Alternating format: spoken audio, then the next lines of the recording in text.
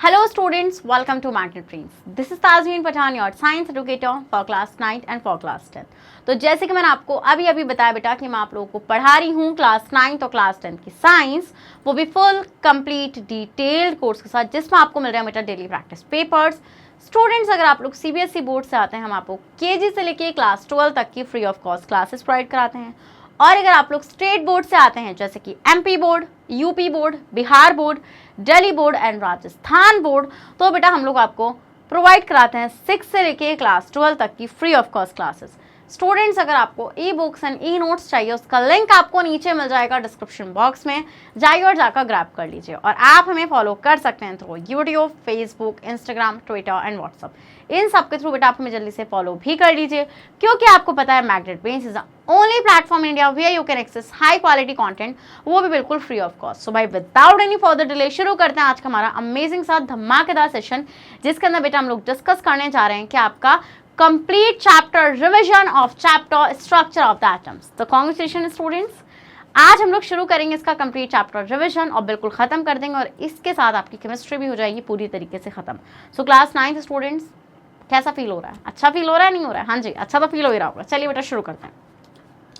So complete chapter revision को हम लोग शुरू करते हैं बेटा। वही मेरे टॉपिक्स रहेंगे, उनको बहुत अच्छे से टॉपिक को क्लियर करते चलेंगे वन बाय वन। एंड जो भी आपके डाउट्स रहेंगे आप मेरे से पूछ सकते हैं कमेंट बॉक्स में, या फिर लाइव सेशन में तो मैं आपके आंसर्स करती हूँ। चलिए सो आते हैं बेटा सबसे पहले डिस्कवरी ऑफ इलेक्ट्रॉन्स। ठीक है, तो सबसे पहले इलेक्ट्रॉन्स की डिस्कवरी जाने से पहले बेटा मैं कुछ चीज़ें आपको यहाँ पे क्लियर करूँगी। जैसे कि चैप्टर शुरू हो रहा है बेटा, चैप्टर का नाम ही है आपका स्ट्रक्चर ऑफ द एटम। तो सबसे पहले हम देखेंगे यहाँ पे एटम का स्ट्रक्चर।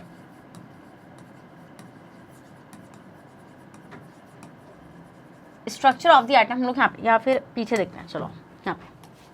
ठीक है, तो एटम का स्ट्रक्चर बेटा हम लोग देखेंगे। तो आपको पता है बेटा सेंटर में क्या होता है बेटा आपका, यहाँ पे ये न्यूक्लियस होता है। यस मैम, सेंटर में हमारा क्या होता है, न्यूक्लियस होता है। एंड इस न्यूक्लियस में भी बेटा आपको क्या रहते हैं यहाँ पे,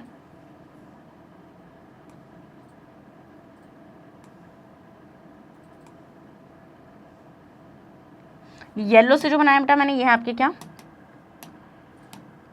बता रही हूँ, रुको अभी।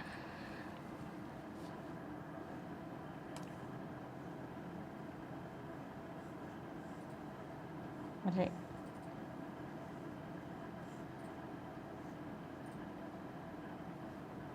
रुको एक मिनट।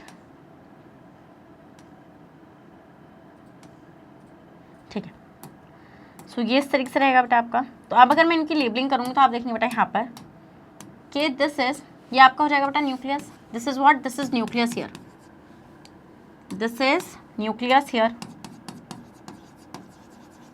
ठीक है, और न्यूक्लियस के अंदर क्या प्रेजेंट है बेटा आपका, यहाँ पे आपका प्रेजेंट है proton and this is neutron. ठीक है, प्रोटॉन एंड न्यूट्रॉन। प्रोटॉन क्या होता है बेटा, प्रोटॉन होता है आपका पॉजिटिवली चार्ज्ड। प्रोटॉन क्या होता है बेटा, प्रोटॉन आपका होता है पॉजिटिवली चार्ज बेटा, और न्यूट्रॉन आपका होता है न्यूट्रल। क्या होता है बेटा, न्यूट्रॉन आपका होता है बिल्कुल न्यूट्रल। ठीक है, और इसके अराउंड कौन घूम रहा है बेटा, इसके अराउंड आपका घूम रहा है क्या बेटा, इलेक्ट्रॉन। किस तरीके से, इस तरीके से। ठीक है, इसके अराउंड आपका इलेक्ट्रॉन,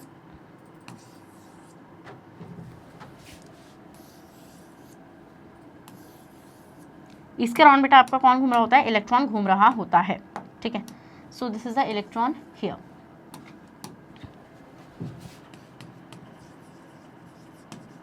और इलेक्ट्रॉन क्या होता है बेटा, इलेक्ट्रॉन होता है आपका negatively charged.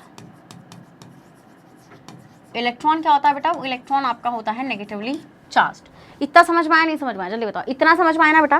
So this is the structure of the atom. क्या है बेटा, ये एटम है, एटम का स्ट्रक्चर है। This is what, this is structure of the atom. तो सबसे पहले बेटा आपने देख लिया कि भाई मैंने आपको क्लाइमेक्स पहले ही दिखा दिया।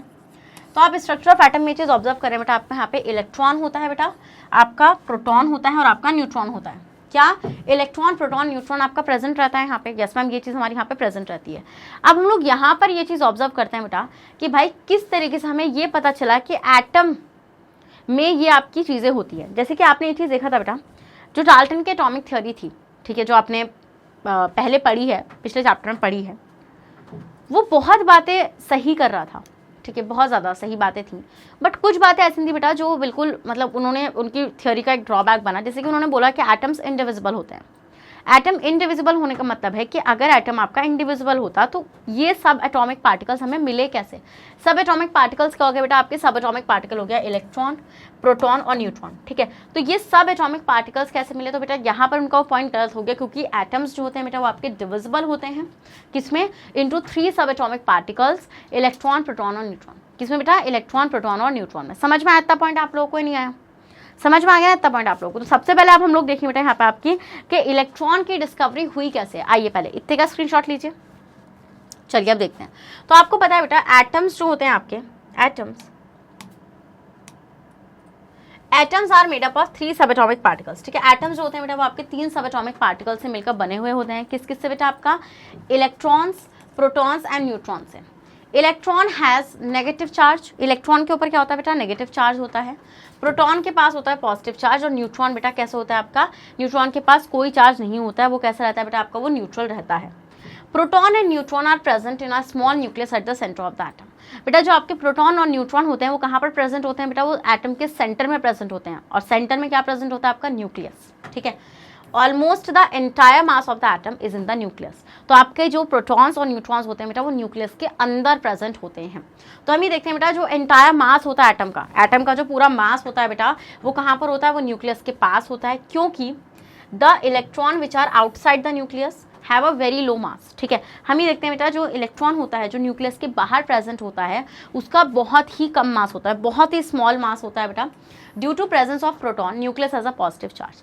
किसके बेटा, प्रोटॉन्स के प्रेजेंट होने की वजह से हम लोग देखते हैं बेटा न्यूक्लियस के पास क्या होता है आपका, पॉजिटिव चार्ज होता है, क्योंकि बेटा जो आपका न्यूट्रॉन होता है वो तो न्यूट्रल होता है, और फिर क्या बचा, सिर्फ प्रोटॉन बचा, और प्रोटॉन कैसा है, पॉजिटिवली चार्ज, इसलिए हम लोग देखते हैं बेटा प्रोटॉन की वजह से न्यूक्लियस के पास पॉजिटिव चार्ज आपका रहता है। चलिए इलेक्ट्रॉन्स कहाँ प्रेजेंट होते हैं बेटा, इलेक्ट्रॉन्स जो होते हैं वो न्यूक्लियस के बाहर की तरफ प्रेजेंट होते हैं, ठीक है। और कैसे होते हैं बेटा, नेचर में आपके नेगेटिवली चार्ज होते हैं। तो electrons are outside the nucleus. The electrons in an atom revolve rapidly around the nucleus in a fixed circular path. बेटा हम ये देखते हैं आपके कि जो आपके इलेक्ट्रॉन्स होते हैं, ठीक है, जो आपके इलेक्ट्रॉन्स होते हैं बेटा वो कैसे, वो रैपिडली रिवॉल्व कर रहे होते हैं न्यूक्लियस के around in a fixed circular path, जिसको हम बोलते हैं एनर्जी लेवल्स।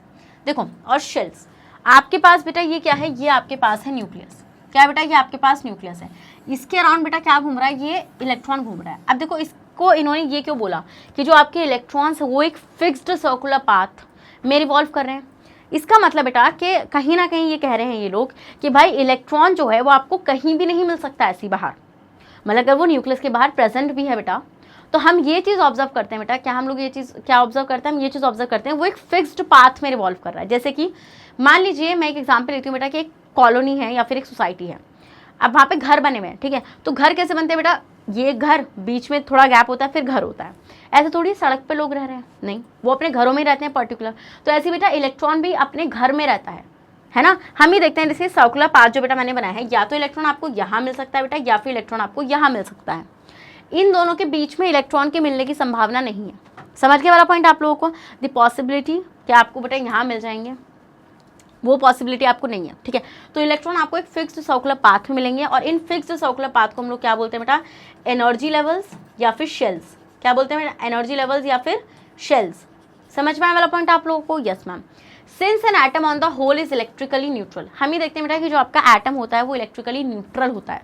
इलेक्ट्रिकली न्यूट्रल का मतलब होता है ना तो उसके ऊपर कोई पॉजिटिव चार्ज होगा एक्स्ट्रा, ना ही कोई नेगेटिव चार्ज होगा एक्स्ट्रा, क्योंकि बेटा therefore the number of electron outside the nucleus is equal to the number of proton inside the nucleus। हम ये देखते हैं बेटा कि जो एटम होता है आपका वो आपका न्यूट्रल होता है। क्या होता है बेटा, एटम आपका न्यूट्रल होता है। एटम के न्यूट्रल होने का मतलब क्या होता है बेटा, एटम के न्यूट्रल होने का मतलब ये होता है बेटा कि आपको ये चीज़ तो पता है बेटा कि एटम के पास पॉजिटिव चार्ज भी होता है और एटम के पास नेगेटिव चार्ज भी होता है। तो पॉजिटिव और नेगेटिव चार्ज बेटा यहाँ पर इक्वल होते हैं, ठीक है। हम ये देखते हैं बेटा एटम न्यूट्रल है क्योंकि हैव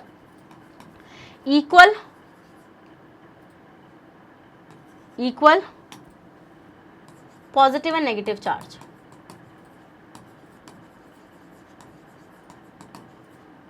क्योंकि हम देखते हैं बेटा यहाँ पर कि आपके एटम के पास क्या होता है, इक्वल पॉजिटिव और नेगेटिव चार्ज प्रेजेंट होता है, इसलिए हम लोग बोलते हैं बेटा कि एटम जो होता है बेटा आपका एटम आपका न्यूट्रल होता है। क्या आपको ये चीज चमकी, ये नहीं चमकी, जल्दी से बताइए, चमकी ना। इसी बात पर रेड हार्ट कमेंट करिए बेटा, सेशन को भी लाइक कर दीजिए। So atoms of all the elements except hydrogen. तो बेटा हम ये देखते हैं कि जितने भी एलिमेंट्स होते हैं उनके जो एटम्स होते हैं सिर्फ हाइड्रोजन को छोड़कर आर मेड अप ऑफ 3 सब एटॉमिक पार्टिकल्स। वो 3 सब एटॉमिक पार्टिकल से मिलकर बने हुए होते हैं बेटा आपके इलेक्ट्रॉन, प्रोटॉन और न्यूट्रॉन। अब आपके दिमाग में एक बात ये आ रही होगी, मैंने यहाँ पर ये क्यों बोला एक्सेप्ट हाइड्रोजन। बेटा यहाँ पर मैंने हाइड्रोजन को एक्सेप्ट इसलिए किया क्योंकि बेटा हम देखते हैं हाइड्रोजन के पास न्यूट्रॉन प्रेजेंट नहीं होता है। करेक्ट, हाइड्रोजन जो ऑर्डिनरी हाइड्रोजन होता है, ऑर्डिनरी हाइड्रोजन एटम जो होता है, अब आप बोलेंगे मैम ऑर्डिनरी हाइड्रोजन एटम, अरे बेटा मैंने आपको पढ़ाया तो था जब मैंने आइसोटॉप्स पढ़ाया था हाइड्रोजन के आपको, है ना। सो बेटा वहां पर मैंने आपको एक चीज बोली थी कि ऑर्डिनरी हाइड्रोजन एटम जो होता है उसके पास आपका क्या होता है, एक इलेक्ट्रॉन होता है और एक प्रोटॉन होता है और 0 न्यूट्रॉन उसके पास प्रेजेंट रहता है। समझ में आया वाला पॉइंट आप लोगों को, जिसको आप ऐसे दिखा सकते हैं, क्या एक प्रोटॉन बट 0 न्यूट्रॉन और उसके अराउंड क्या रहता है बेटा आपका, एक इलेक्ट्रॉन। खत्म। Yes ma'am. Hydrogen atom is made up of only 1 electron and 1 proton and 0 neutron. इसके पास बेटा न्यूट्रॉन प्रेजेंट नहीं होता है। क्या आपको ये चीज समझ की? Yes ma'am. आप इतने का स्क्रीनशॉट लीजिए बेटा। एंड सेशन बहुत ज़्यादा इंपॉर्टेंट है, बिल्कुल भी हमने सोचेगा कि यहाँ पे कुछ भी फालतू चीज़ें होंगी, अच्छे से पढ़ाई कर लो वरना निपट जाओगे, सच बता रही हूँ मैं। It does not contain any neutron. Hydrogen atom के पास बेटा कोई न्यूट्रॉन आपका प्रेजेंट नहीं होता है, ऑर्डिनरी हाइड्रोजन एटम के पास।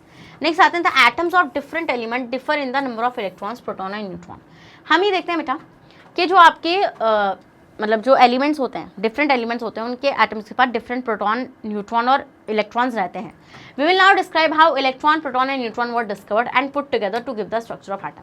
अब हम ये देखेंगे बेटा किस तरीके से ये डिस्कवर हुए हैं। तो सबसे पहले हम देखेंगे बेटा आपका क्या, चार्ज पार्टिकल्स इन मैटर। ठीक है, चार्ज पार्टिकल्स इन मैटर का मतलब क्या बेटा, आपको ये चीज़ कैसे पता लगी कि भाई मैटर में चार्ज पार्टिकल है।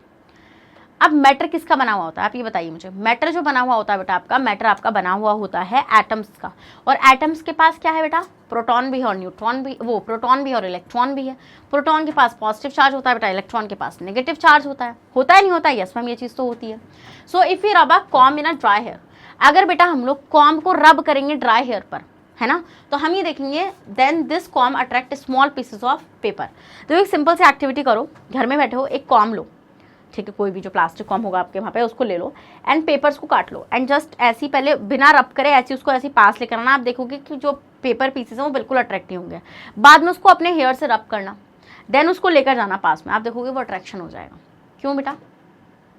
क्योंकि भाई वहाँ पे चार्ज का बिल्डअप हुआ है। ठीक है, and if we rub a glass rod with a piece of silk cloth and bring it near an inflated balloon then the glass rod attract the balloon. हम ये देखते हैं बेटा कि अब आप क्या करो, अब आप एक इन्फ्लेटेड बलून को ले लो, जो फूला हुआ आपका बलून है, उसको ना आप ऐसी ग्लास रॉड के पास लेकर आओ, तो आप देखोगे कोई अट्रैक्शन होगा। बट जब आप ग्लास रॉड को सिल्क क्लॉथ से रब कर दोगे तो आप देखोगे बेटा जब आप ग्लास रॉड को बलून के पास लेकर जाओगे तो बलून आपका उससे अट्रैक्ट होगा।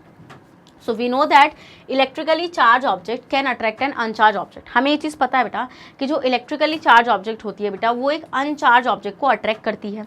So this means that on rubbing with dry air a comb get an electric charge. तो इससे ये पता चलता है बेटा कि जब आपने ड्राई हेयर से रब किया तो कॉम्ब के ऊपर क्या आ गया बेटा, कॉम्ब के ऊपर आ गया एक इलेक्ट्रिक चार्ज।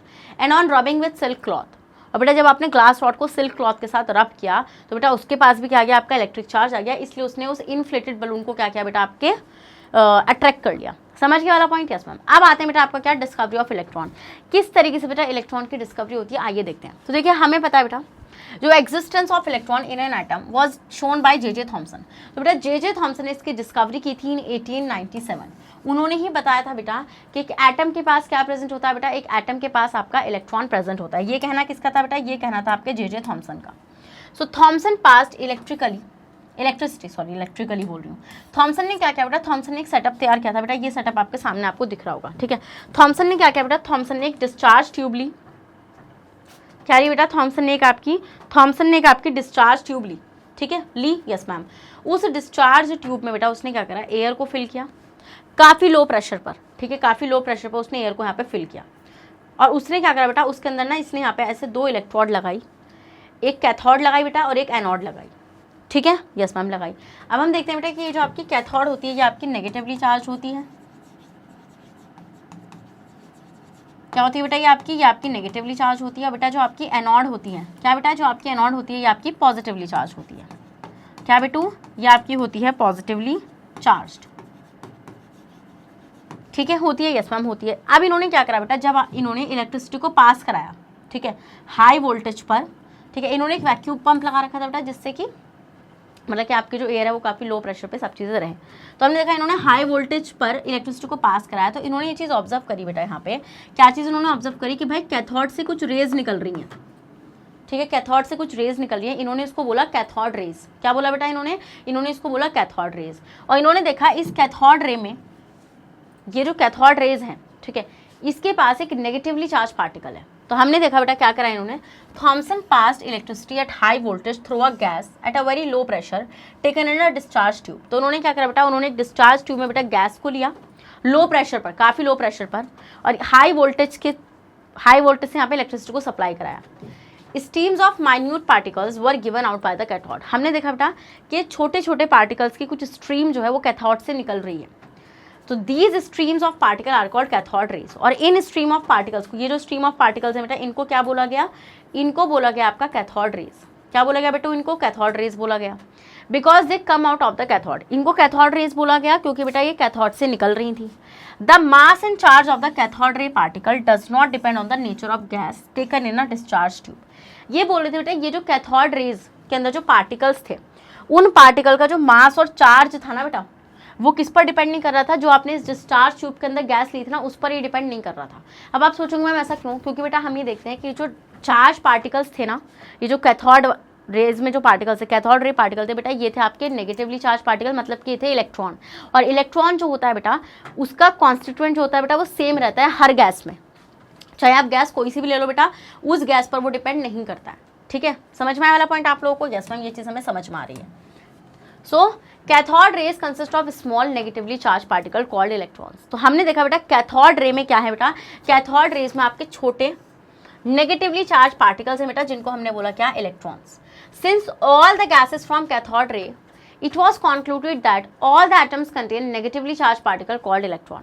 तो भाई ये मतलब जितनी भी कैथोड रेज आनी थी बेटा, ये नेगेटिवली चार्ज पार्टिकल उन सब कैथोड रेज के पास था।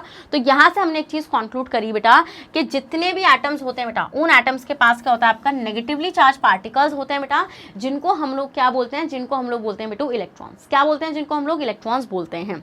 Thompson explain the formation of cathode ray as follows. अब थॉमसन ने ये भी एक्सप्लेन किया कि किस तरीके से कैथोड रेज का फॉर्मेशन हुआ है। तो the gas taken in the discharge tube consist of atoms. देखो हमने देखा बेटा, जो गैस थी डिस्चार्ज ट्यूब में, अब आपको पता है सारा जो मैटर है वो एटम्स का ही बना हुआ है, तो भाई वो गैस भी एटम्स की बनी हुई थी। Yes ma'am, and all the atoms contain electron. और आपको ये चीज़ भी पता है बेटा कि हर एटम के पास क्या होता है बेटा, इलेक्ट्रॉन प्रेजेंट होगा। Yes ma'am, so when high electrical voltage is applied, then electrical energy pushes out some of the electron from the atom of the gas।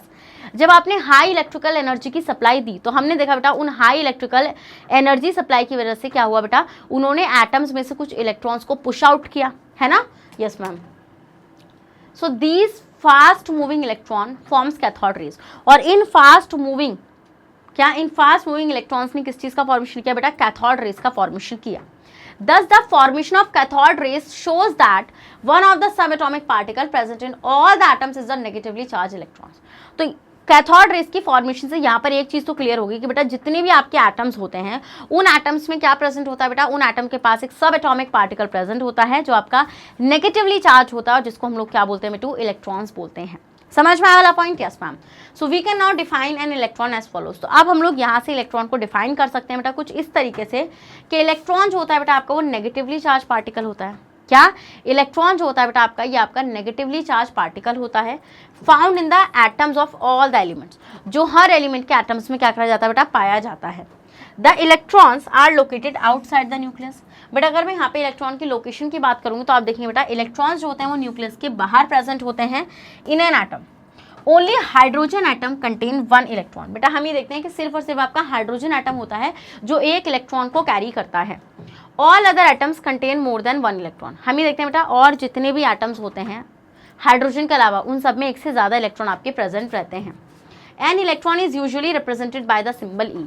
Electron को बेटा हम लोग किससे रिप्रेजेंट करते हैं, ई सिंबल से रिप्रेजेंट करते हैं। और आप माइनस चार्ज लगाते हैं बेटा यहाँ पे, E for electron, minus for कि इलेक्ट्रॉन आपका नेगेटिवली चार्ज होता है। क्या बेटा, इलेक्ट्रॉन जो होता है आपका, वो आपका नेगेटिवली चार्ज होता है। अब हम लोग देखते हैं बेटा इलेक्ट्रॉन की कैरेक्टरिस्टिक क्या होती है। तो देखते हैं बेटा दो इंपॉर्टेंट कैरेक्टरिस्टिक है बेटा इलेक्ट्रॉन की, उसका मास और उसका चार्ज। चलिए आइए देखते हैं बेटा पहले मास ऑफ इलेक्ट्रॉन को। हम ही देखते हैं जो इलेक्ट्रॉन का मास होता है बेटा वो अबाउट कितना होता है 1/18,040 of the mass of the hydrogen atom. मतलब कि जितना हाइड्रोजन एटम का मास होगा ना उसका कितना होता है, सिर्फ आपका 1/1840 होता है, which is the atom of lowest mass. ठीक है, since the mass of a hydrogen atom is 1U, ये बोल रहे हैं बेटा कि जो मास है हाइड्रोजन एटम का वो 1U है। एटॉमिक मास जो है बेटा हाइड्रोजन एटम का वो 1U है। तो हम ये बोल सकते हैं बेटा कि जो रिलेटिव मास होगा इलेक्ट्रॉन का, जो रिलेटिव मास होगा ऑफ 1 इलेक्ट्रॉन वो कितना होगा बेटा। अगर ये बोल रहे हैं कि इलेक्ट्रॉन का जो मास है वो 1/1840 है ऑफ ए हाइड्रोजन एटम, ठीक है, और फिर ये बोल रहे हैं कि भाई जो एटॉमिक मास है 1 हाइड्रोजन एटम का वो 1U होता है, तो मतलब कि मास ऑफ 1 इलेक्ट्रॉन कितना हो जाएगा बेटा, बताइए जरा मुझे आप। तो मास ऑफ 1 इलेक्ट्रॉन हो जाएगा बेटा आपका कितना 1/1840U, क्योंकि मास ऑफ हाइड्रोजन एटम तो 1U है। तो आपका इलेक्ट्रॉन का मास कितना है बेटा 1U का रिलेटिव मास क्या होता है बेटा जब आप कंपेयर करके निकालते हैं, समझ गए वाला point. So the absolute mass of an electron is however 9 × 10⁻⁻28 ग्राम, और जो एब्सोल्यूट मास होता है बेटा इलेक्ट्रॉन का वो कितना होता है 9 × 10⁻⁻28 ग्राम्स होता है। So the mass of an electron is so small. तो हम यहाँ से क्या देखते हैं बेटा कि जो इलेक्ट्रॉन का मास है वो काफ़ी कम है, बहुत ही छोटा है बेटा। That is it is consider to be negligible, इसलिए हम लोग बेटा इसको क्या कर देते हैं, इसको नेग्लिजिबल कर देते हैं, मतलब बिल्कुल इग्नोर ही कर देते हैं। सो this is why the mass of electron is ignored. तो इसलिए हम लोग देखते हैं बेटा कि जो इलेक्ट्रॉन का मास है वो आपका इग्नोर हो जाता है while calculating the atomic mass of an element. तो जब आप एलिमेंट का क्या कैलकुलेट करते हैं बेटा, जब आप एलिमेंट का एटॉमिक मास कैलकुलेट करते हैं बेटा तब आप इलेक्ट्रॉन के मास को इग्नोर कर देते हैं क्योंकि वो काफ़ी कम होता है। अब बात करते हैं बेटा इलेक्ट्रॉन की चार्ज की, ठीक है। तो आपको ये सब तो पता चल ही चुका है कि भाई इलेक्ट्रॉन जो होता है आपका वो नेगेटिवली चार्ज होता है। So the absolute charge on electron is कितना होता है बेटा आपका 1.6 × 10⁻⁻19 1.6 × 10⁻⁻19 कूलम ऑफ नेगेटिव चार्ज। याद करना पड़ेगा, यस याद करना पड़ेगा। So now 1.6 × 10⁻⁻19 coulomb has been found to be the smallest negative charge. हम ये कहते हैं बेटा ये स्मॉलेस्ट नेगेटिव चार्ज है जो कोई पार्टिकल कैरी कर सकता है, इससे छोटा चार्ज कोई भी पार्टिकल कैरी नहीं कर सकता है। So this is taken as a unit of negative charge. तो इसलिए हम लोग बेटा इसको क्या लेते हैं, नेगेटिव चार्ज की यूनिट लेते हैं। This means that 1 electron has 1 unit of negative charge. इससे हम ये बोल सकते हैं बेटा कि इलेक्ट्रॉन के पास एक यूनिट होती है negative charge. In other words the relative charge of an electron is -1। Relative आपको पता नहीं जब हम लोग कंपेयर करके निकालते हैं, समझ में आया पॉइंट आप लोगों को। तो बेटा ये था आपके इलेक्ट्रॉन की डिस्कवरी। अब हम लोग किस पर आते हैं बेटा, अब हम लोग आते हैं डिस्कवरी ऑफ प्रोटॉन पर। किस पर आते हैं बेटा, प्रोटॉन की डिस्कवरी को देखते हैं। तो प्रोटॉन आपका क्या होता है बेटा, प्रोटॉन आपका होता है पॉजिटिवली चार्ज। कैसा होता है बेटा, प्रोटॉन आपका पॉजिटिवली चार्ज होता है। So the formation of cathode rays has shown that all the atoms contain negatively charged particle called electrons. बेटा कैथोड रेज के फॉर्मेशन से हमें एक चीज तो पता चल गई बेटा कि जितने भी आपके एटम्स होते हैं उनके पास नेगेटिवली चार्ज पार्टिकल होता है बेटा, जिसको हम लोग क्या बोलते हैं, जिसको हम लोग बोलते हैं electron. Now N atom is electrically neutral. अब आपको ये चीज भी पता है बेटा कि एटम जो होता है आपको इलेक्ट्रिकली न्यूट्रल होता है। तो अगर उस के पास नेगेटिव चार्ज है तो उसके पास कहीं ना कहीं पॉजिटिव चार्ज भी होगा, yes ma'am. So it must contain some positively charge particles to balance the negative charge of electron. तो बेटा हम ही देखते हैं कि इसके पास कुछ ना कुछ पॉजिटिव चार्ज होगा जिससे कि जो नेगेटिव चार्ज है एटम का वो बैलेंस हो जाए। So it has actually been found by experiments that all the atoms contain positively charged particles called proton।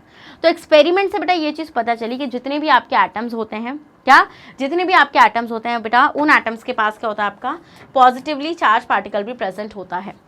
तो आइए देखते हैं बेटा कैसे हमें ये पता चला। तो एग्जिस्टेंस जो था प्रोटॉन का एटम्स में was shown by E Goldstein, ठीक है। तो गोल्डस्टीन ने बताया था बेटा। तो आपको ये चीज़ याद रखनी बेटा कि इलेक्ट्रॉन की डिस्कवरी किसने करी और प्रोटॉन की डिस्कवरी किसने करी। प्रोटॉन की किसने करी थी बेटा, गोल्डस्टीन ने करी थी। समझ में आया पॉइंट आप लोगों को, यस मैम। तो हम ये देखते हैं बेटा when Goldstein passed electricity at a high voltage through a gas at a very low pressure. बेटा उन्होंने सेम सेटअप को यूज़ किया और जब उन्होंने इलेक्ट्रिसिटी को पास कराया बेटा हाई वोल्टेज पर eight a very low pressure, जो आपने डिस्चार्ज ट्यूब में गैस ले रखी थी, streams of heavy particle were given out by the anode. तो हमने देखा बेटा जो आपकी एनोड थी, एनोड कैसी थी बेटा, एनोड देखो मैंने आपको बताया था बेटा इलेक्ट्रोड्स होती हैं आपकी वो दो टाइप की होती हैं।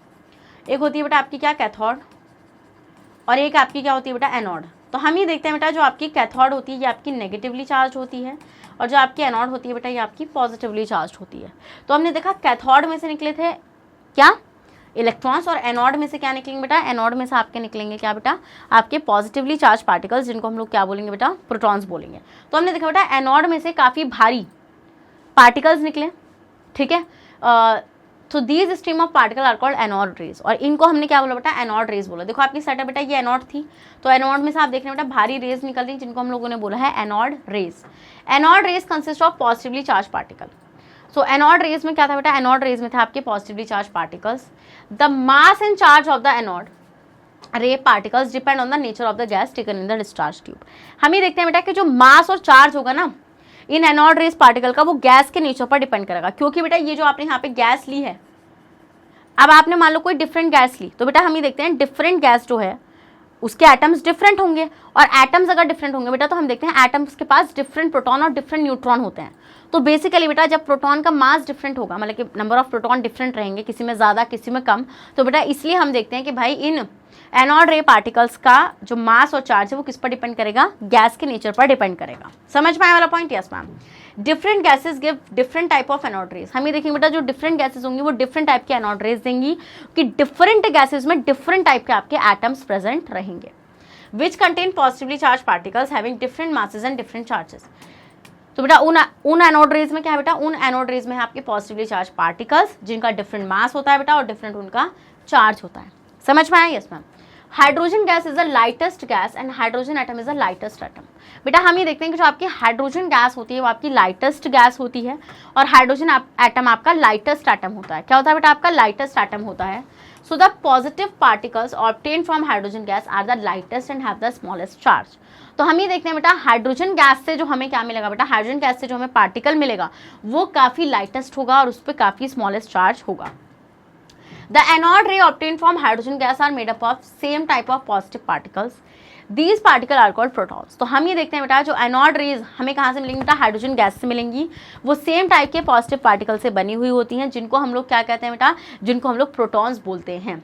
सो दस द एनोड रे obtain from hydrogen gas consist of proton. तो हम ये देखते हैं बेटा जो आपकी एनोड रेज होती हैं जो आपको हाइड्रोजन गैस से मिलती है बेटा, उसमें क्या होता है बेटा, उसमें आपके प्रोटॉन्स प्रेजेंट होते हैं। क्या बेटा, उसमें आपके प्रोटॉन्स प्रेजेंट होते हैं। तो proton is formed by removal of an electron from a hydrogen atom. हमें देखते हैं बेटा ये आपके पास हाइड्रोजन एटम है, अगर आप इस हाइड्रोजन एटम में से बेटा एक इलेक्ट्रॉन को निकाल देंगे तब आपको मिलेगा बेटा हाइड्रोजन आयन, H पॉजिटिव मिलेगा, and this H positive is called बेटा प्रोटॉन। इसी को हम क्या बोलेंगे बेटा, इसी को हम लोग बोलेंगे प्रोटॉन। क्या बोलेंगे हम इसको बोलेंगे प्रोटॉन। तो समझ में आ गया वाला पॉइंट आप लोगों को, स्क्रीनशॉट लो उसका।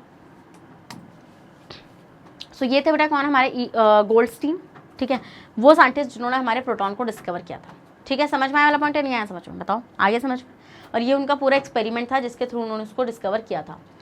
तो the formation of proton can be explained as follows. अब किस तरीके से प्रोटॉन का फॉर्मेशन हुआ है, तो हमने देखा बेटा जब आपने हाइड्रोजन गैस को उस डिस्चार्ज ट्यूब में रखा तो हाइड्रोजन गैस के पास क्या थे, हाइड्रोजन एटम्स थे। Yes ma'am. When high electrical voltage is applied to hydrogen gas, हमने देखा जब आपने हाई इलेक्ट्रिकल वोल्टेज को उस हाइड्रोजन गैस पर अप्लाई किया so the electrical energy remove the electron from the hydrogen atom. तो इलेक्ट्रिकल एनर्जी ने हाइड्रोजन एटम में से इलेक्ट्रॉन को रिमूव कर दिया, नहीं कर दिया? Yes ma'am. So after the removal of negatively charged electron, तो जब बेटा आपका नेगेटिवली चार्ज इलेक्ट्रॉन रिमूव हो गया हाइड्रोजन एटम में से बेटा, तो एक पॉजिटिवली चार्ज पार्टिकल बचा जिसको हमने क्या बोला बेटा, प्रोटॉन। ठीक है, क्योंकि आप देखो ना हाइड्रोजन में से इलेक्ट्रॉन निकल गया, क्योंकि भाई वो जो आप देख रहे हो, क्या देख रहे थे आप, जब आपने इलेक्ट्रिसिटी को पास किया तो उस इलेक्ट्रिसिटी ने इस इलेक्ट्रॉन को निकाल दिया हाइड्रोजन एटम में से। तो अब क्या बचा बेटा, अब पीछे बच गया आपका H positive, and this H positive is called proton. बेटा ये क्या है, यही तो आपका प्रोटॉन था। And these fast moving proton form the anode rays. और ये जो आपके फास्ट मूविंग प्रोटॉन थे बेटा, यही फॉर्मेशन कर रहे थे बेटा किसका, एनोड रेज का। किसका बेटा, एनोड रेज का यही फॉर्मेशन कर रहे थे। So please note that hydrogen atom are the lightest of all the atoms. बेटा हम ये देखते हैं कि हाइड्रोजन एटम जो होता है बेटा सबसे लाइटेस्ट होता है। So hydrogen atom form the lightest positively charge particles called proton. तो हाइड्रोजन एटम ने बेटा लाइटेस्ट पॉजिटिवली चार्ज पार्टिकल बनाया जिसको हमने बोला है proton. The heavier atom of other gas form heavier positively charge particle. अगर बेटा आप हैवी गैस लोगे बेटा तो वो हैवी पॉजिटिव पार्टिकल आपको बनाकर देगा, which are made up of a number of protons held together. We can not define a proton as follows. तो अब अगर हम यहाँ पे प्रोटॉन को देखेंगे बेटा, तो प्रोटॉन क्या है, प्रोटॉन आपका एक पॉजिटिवली चार्ज पार्टिकल्स होते हैं। क्या होते हैं बेटा, proton found in the atoms of all the element. ठीक है, तो ये जो प्रोटॉन्स होते हैं बेटा ये सब एलिमेंट्स के एटम में पाए जाते हैं। The proton are located in the nucleus of the atom. बेटा प्रोटॉन कहाँ पाए जाते हैं, जो एटम का न्यूक्लियस होता है उसके अंदर आपके प्रोटॉन पाए जाते हैं। Only hydrogen atom contain one proton in its nucleus.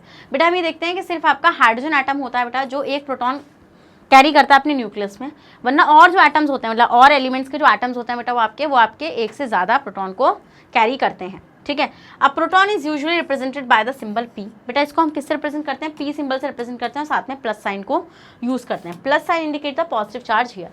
Next आते हैं बेटा प्रोटॉन की कैरेक्टरिस्टिक, वही सिंपल हो जाएगा बेटा। प्रोटॉन की जो कैरेक्टरिस्टिक होती है वो मास और चार्ज पर, तो टू इंपॉर्टेंट कैरेक्टरिस्टिक होती है बेटा प्रोटॉन की, मास और चार्ज।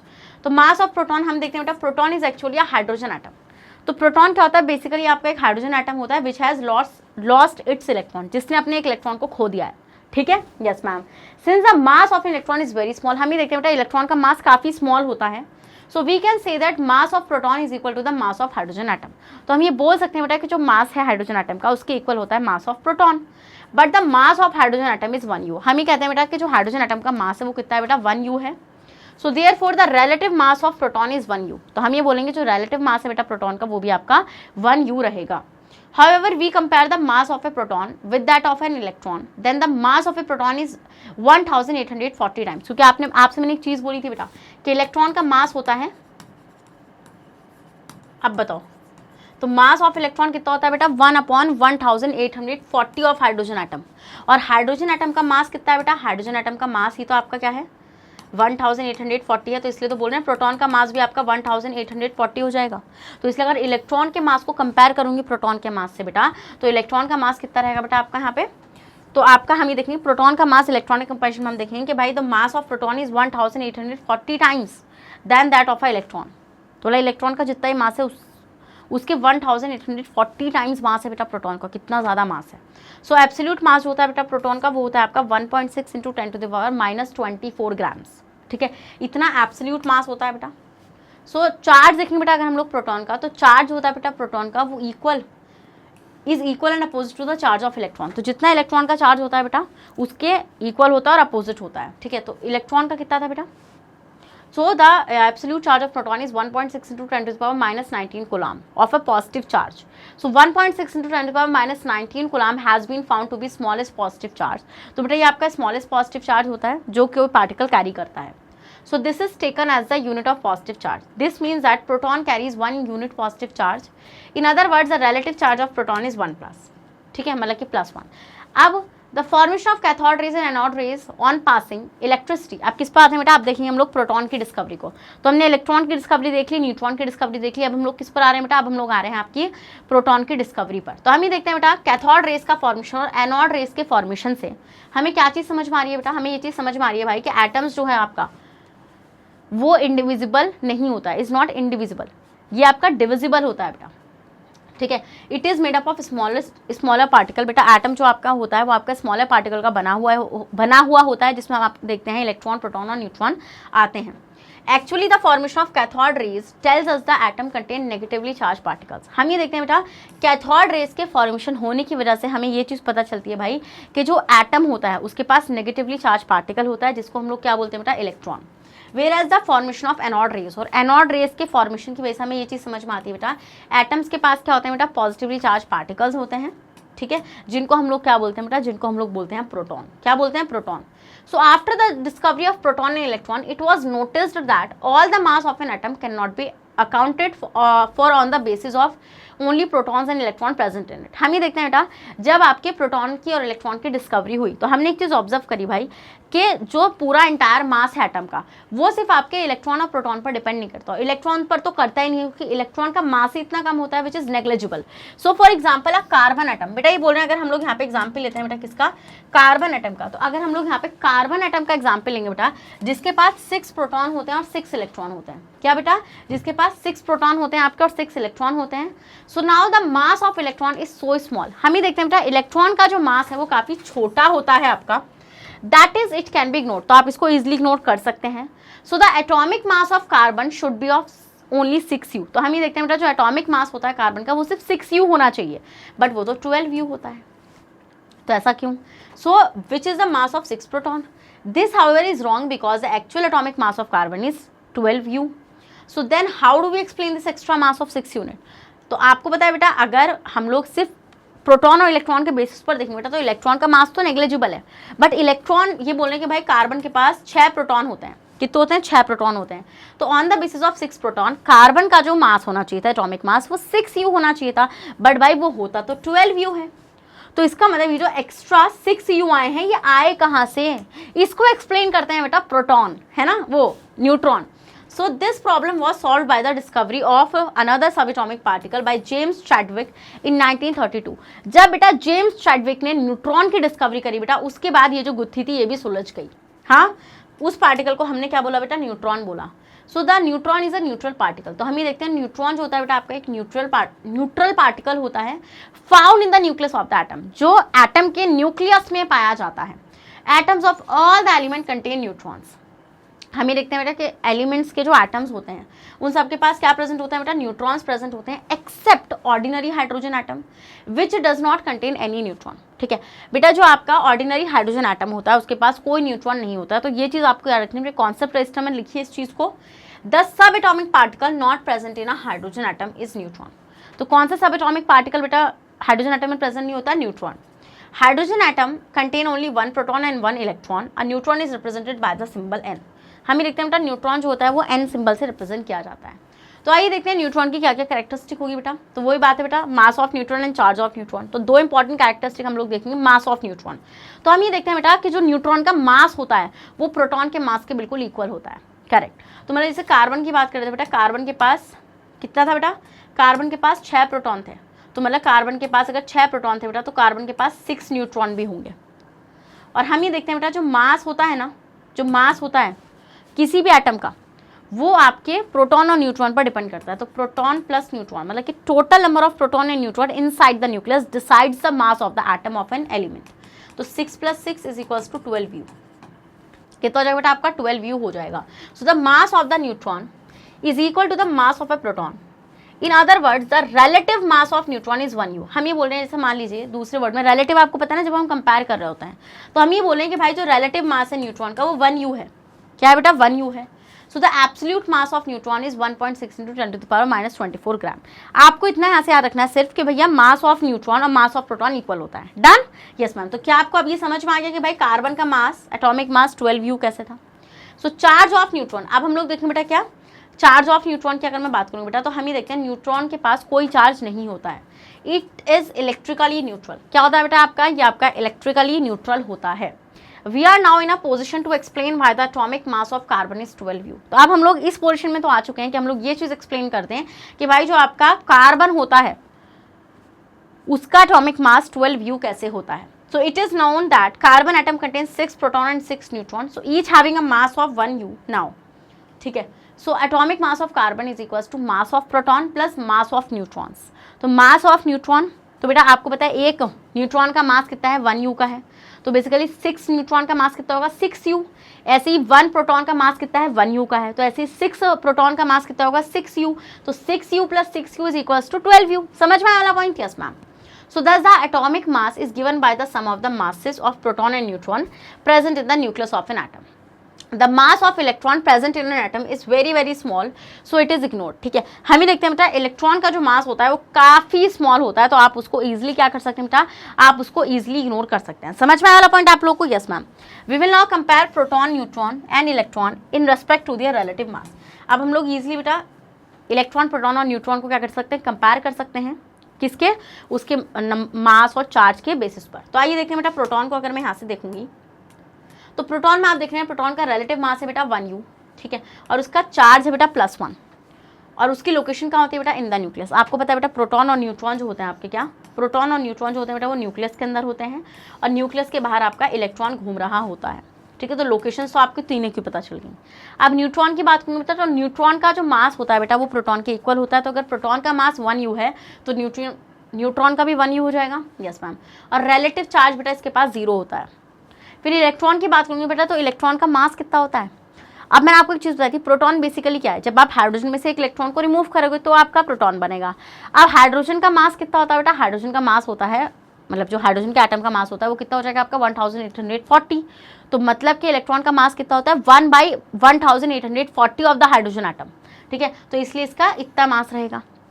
फिर हम देखेंगे रिलेटिव चार्ज जो है वो -1 रहेगा।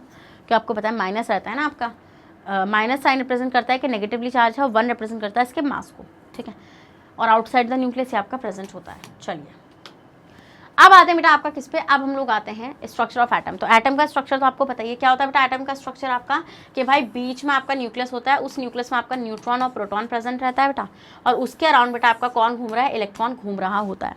सो this is the structure of the atom. So Dalton atomic theory suggested that atom was indivisible. देखिए बेटा डाल्टन की जो एटॉमिक थ्योरी थी, जो आपको मैंने प्रीवियस चैप्टर में पढ़ाई थी, उसने ये बोला कि भाई एटम जो होता है आपका, एटम आपका इंडिविजिबल होता है। अगर एटम आपका इंडिविजिबल था बेटा, तो ये सब एटॉमिक पार्टिकल्स मिले कहाँ से, आप इसका आंसर करिए, ठीक है। So which could not be broken down into other small particles, but the discovery of sub atomic particles such as electron, proton and neutron inside the atom disapprove the postulate of Dalton atomic theory. तो Dalton का ये जो postulate था बेटा, इसको किसने disapprove किया, इन तीनों सब एटॉमिक पार्टिकल्स की डिस्कवरी ने इस बात को डिसअप्रूव किया, ठीक है। इन तीनों की डिस्कवरी से हमें ये चीज़ पता लगी बेटा कि जो आपके एटम्स होते हैं वो आपके कैसे होते हैं बेटा, आपके वो डिविजिबल होते हैं।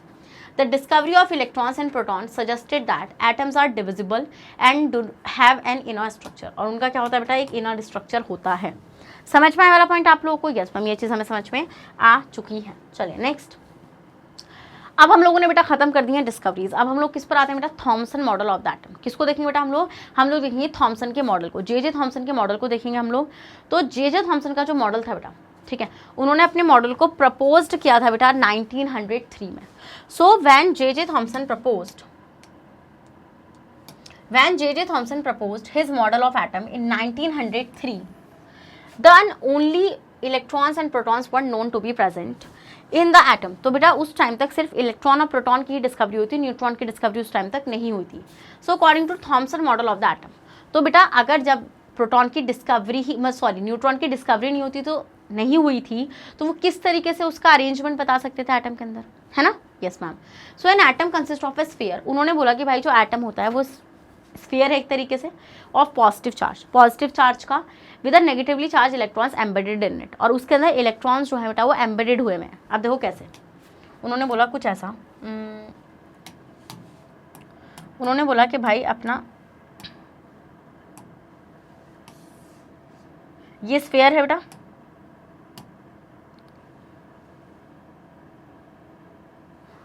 रुको एक मिनट,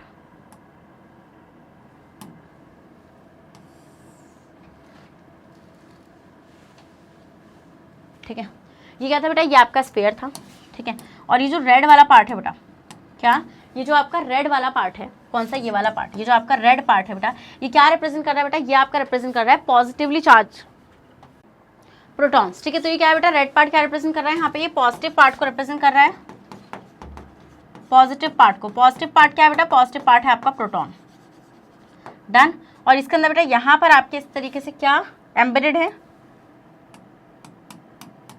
यानी बीटल्स लग रही है मेरे को, तरबूज कहाँ से लग रहा है, ये रहे, ठीक है। सो ये जो नेगेटिव पार्ट है बेटा, मतलब ये जो ब्लैक वाला पार्ट है बेटा, ये क्या रिप्रेजेंट कर रहा है बेटा, ये रिप्रेजेंट कर रहा है आपके नेगेटिव पार्ट को। और नेगेटिव पार्ट क्या होता है बेटा एटम का, ये होता है आपके इलेक्ट्रॉन्स, ठीक है। तो इसलिए बेटा थॉमसन का जो मॉडल था वो यही था बेटा कि उन्होंने क्या किया बेटा, उन्होंने उनके मॉडल को ना वाटरमेलन मॉडल भी बोला जाता है, प्लम पुडिंग मॉडल भी बोला जाता है, ठीक है। बट क्या ऐसा अरेंजमेंट होता है इलेक्ट्रॉन्स और प्रोटॉन्स का एटम के अंदर? नहीं। तो बोला ये जो क्योंकि उस टाइम से देखो बेटा प्रोटॉन की उसकी न्यूट्रॉन की डिस्कवरी तो हुई नहीं थी, तो उन्होंने सिर्फ इन दो चीज़ों के बेसिस पर ही अपने मॉडल को दिया था, ठीक है। इतना समझ में आता है आप लोगों को? Yes ma'am. पहले आप इतने का स्क्रीनशॉट लो। तो हम ये देखें बेटा आपका, an atom consist of a sphere of a positive charge with a negatively charged electron embedded in it. The positive and negative charge in an atom are equal in magnitude। बेटा ये magnitude में equal थे, ठीक है। Due to which an atom is electrically neutral, मतलब कि जितना positive charge था उतना ही नेगेटिव चार्ज था, जिसकी वजह से एटम जो था बेटा आपका न्यूट्रल था, उसके ऊपर कोई ओवरऑल पॉजिटिव और नेगेटिव चार्ज नहीं था। आप यहाँ पे देखेंगे बेटा, यहाँ पे पता है थॉमसन के मॉडल ने एक बहुत अच्छी चीज़ एक्सप्लेन कर दी थी, वो ये एटम की न्यूट्रलिटी, ठीक है। एटम की न्यूट्रलिटी को थॉमसन के मॉडल ने ही एक्सप्लेन किया था। तो न्यूट्रल कैसे है बेटा, क्योंकि हम यहाँ पे देख रहे हैं magnitude of proton and electron is same जिसकी वजह से हमने देखा था बेटा कि एटम जो था आपका वो न्यूट्रल था, मतलब कि ना तो उसके ऊपर कोई ओवरऑल पॉजिटिव चार्ज था और ना ही उसके ऊपर बेटा कोई ओवरऑल नेगेटिव चार्ज था। समझ में आता है इतना पॉइंट? आप लोगों को नहीं आता? जल्दी बताओ, स्क्रीनशॉट लो बेटा इतने का, ठीक है। तो हमने यहाँ पे क्या देखा भाई कि इसने न्यूट्रलिटी को बहुत अच्छे से एक्सप्लेन किया। So Thomson model of the atom is shown in figure, जिसमें आपको बताया था बेटा यहाँ पे आपका ये वाला, ठीक है। तो आप देखेंगे बेटा थॉमसन मॉडल ऑफ एटम हमने यहाँ पे देखा है बेटा कि आपकी यहाँ पे क्या था, ये आपका जो ये वाला पार्ट है बेटा कलर्ड पार्ट है, ये आपके पॉजिटिव चार्ज एटम्स मतलब पॉजिटिव पार्ट को दिखा रहा है बेटा, और ये जो है आपके यहाँ पे ये इलेक्ट्रॉन्स को रिप्रेजेंट कर रहा है। जैसे बेटा हम देखते हैं ये Thomson model of the atom is similar to the Christmas pudding. बेटा जो क्रिसमस पुडिंग होती है ना, तो हमने देखा जो पूरी पुडिंग होती है और उसके ऊपर जो आपके ड्राई फ्रूट्स लगे होते हैं, ड्राई फ्रूट्स को उन्होंने इलेक्ट्रॉन से कंपेयर किया था और पुडिंग को उन्होंने पॉजिटिव चार्ज से कंपेयर किया था। देखो हम इसको वाटरमेलन मॉडल भी बोलते हैं बेटा, क्योंकि इसका जो रेड पार्ट है वो पॉजिटिव पार्ट को रिप्रेजेंट कर रहा है बेटा, और ये जो बीज है इसके, ठीक है, ये नेगेटिव पार्ट को रिप्रेजेंट कर रहा है। समझ गए वाला पॉइंट? यस मैम, ये चीज़ हम लोग समझ गए। The coloured area in the sphere contain all the positive charge in the atom, the negative charge electron are spreaded throughout the positive charge, the total negative charge of electron is equal to the total positive charge of the sphere. हम ये देखते हैं बेटा जितना भी positive charge था वो negative charge के इक्वल था, तो इसलिए ओवरऑल चार्ज जो था बेटा एटम पे वो न्यूट्रल था। So these equal and opposite charges balance each other, due to which an atom become electrically neutral or whole. समझ में आ गया इतना पॉइंट? Yes ma'am. तो Thomson model of the atom is similar to that of a Christmas pudding. तो Thomson का जो model था बेटा वो किसके जैसा था? क्रिसमस पुडिंग के जैसा था। The electrons embedded in a sphere of positive charge are like the currants. Currants क्या होते हैं बेटा? जो आपके ड्राई फ्रूट्स होते हैं, ठीक है। तो ड्राई फ्रूट से इन्होंने किसको कंपेयर किया था बेटा? इलेक्ट्रॉन्स को कंपेयर किया था in a special Christmas pudding. We can also compare Thomson model of the atom to watermelon. बेटा हम Thomson model of the atom को किससे कंपेयर कर सकते हैं? वाटरमेलन से भी कंपेयर कर सकते हैं। The red edible part of watermelon represent the sphere of positive charge. हम ही देखते हैं बेटा जो आपका रेड एडिबल पार्ट था वाटरमेलन का वो क्या रिप्रेजेंट कर रहा था बेटा? स्फीयर के पॉजिटिव चार्ज को रिप्रेजेंट कर रहा था। Whereas the black seeds embedded in watermelon are like the electrons. और जो ब्लैक सीड्स थे बेटा वो किसकी तरह थे? वो इलेक्ट्रॉन्स की तरह थे।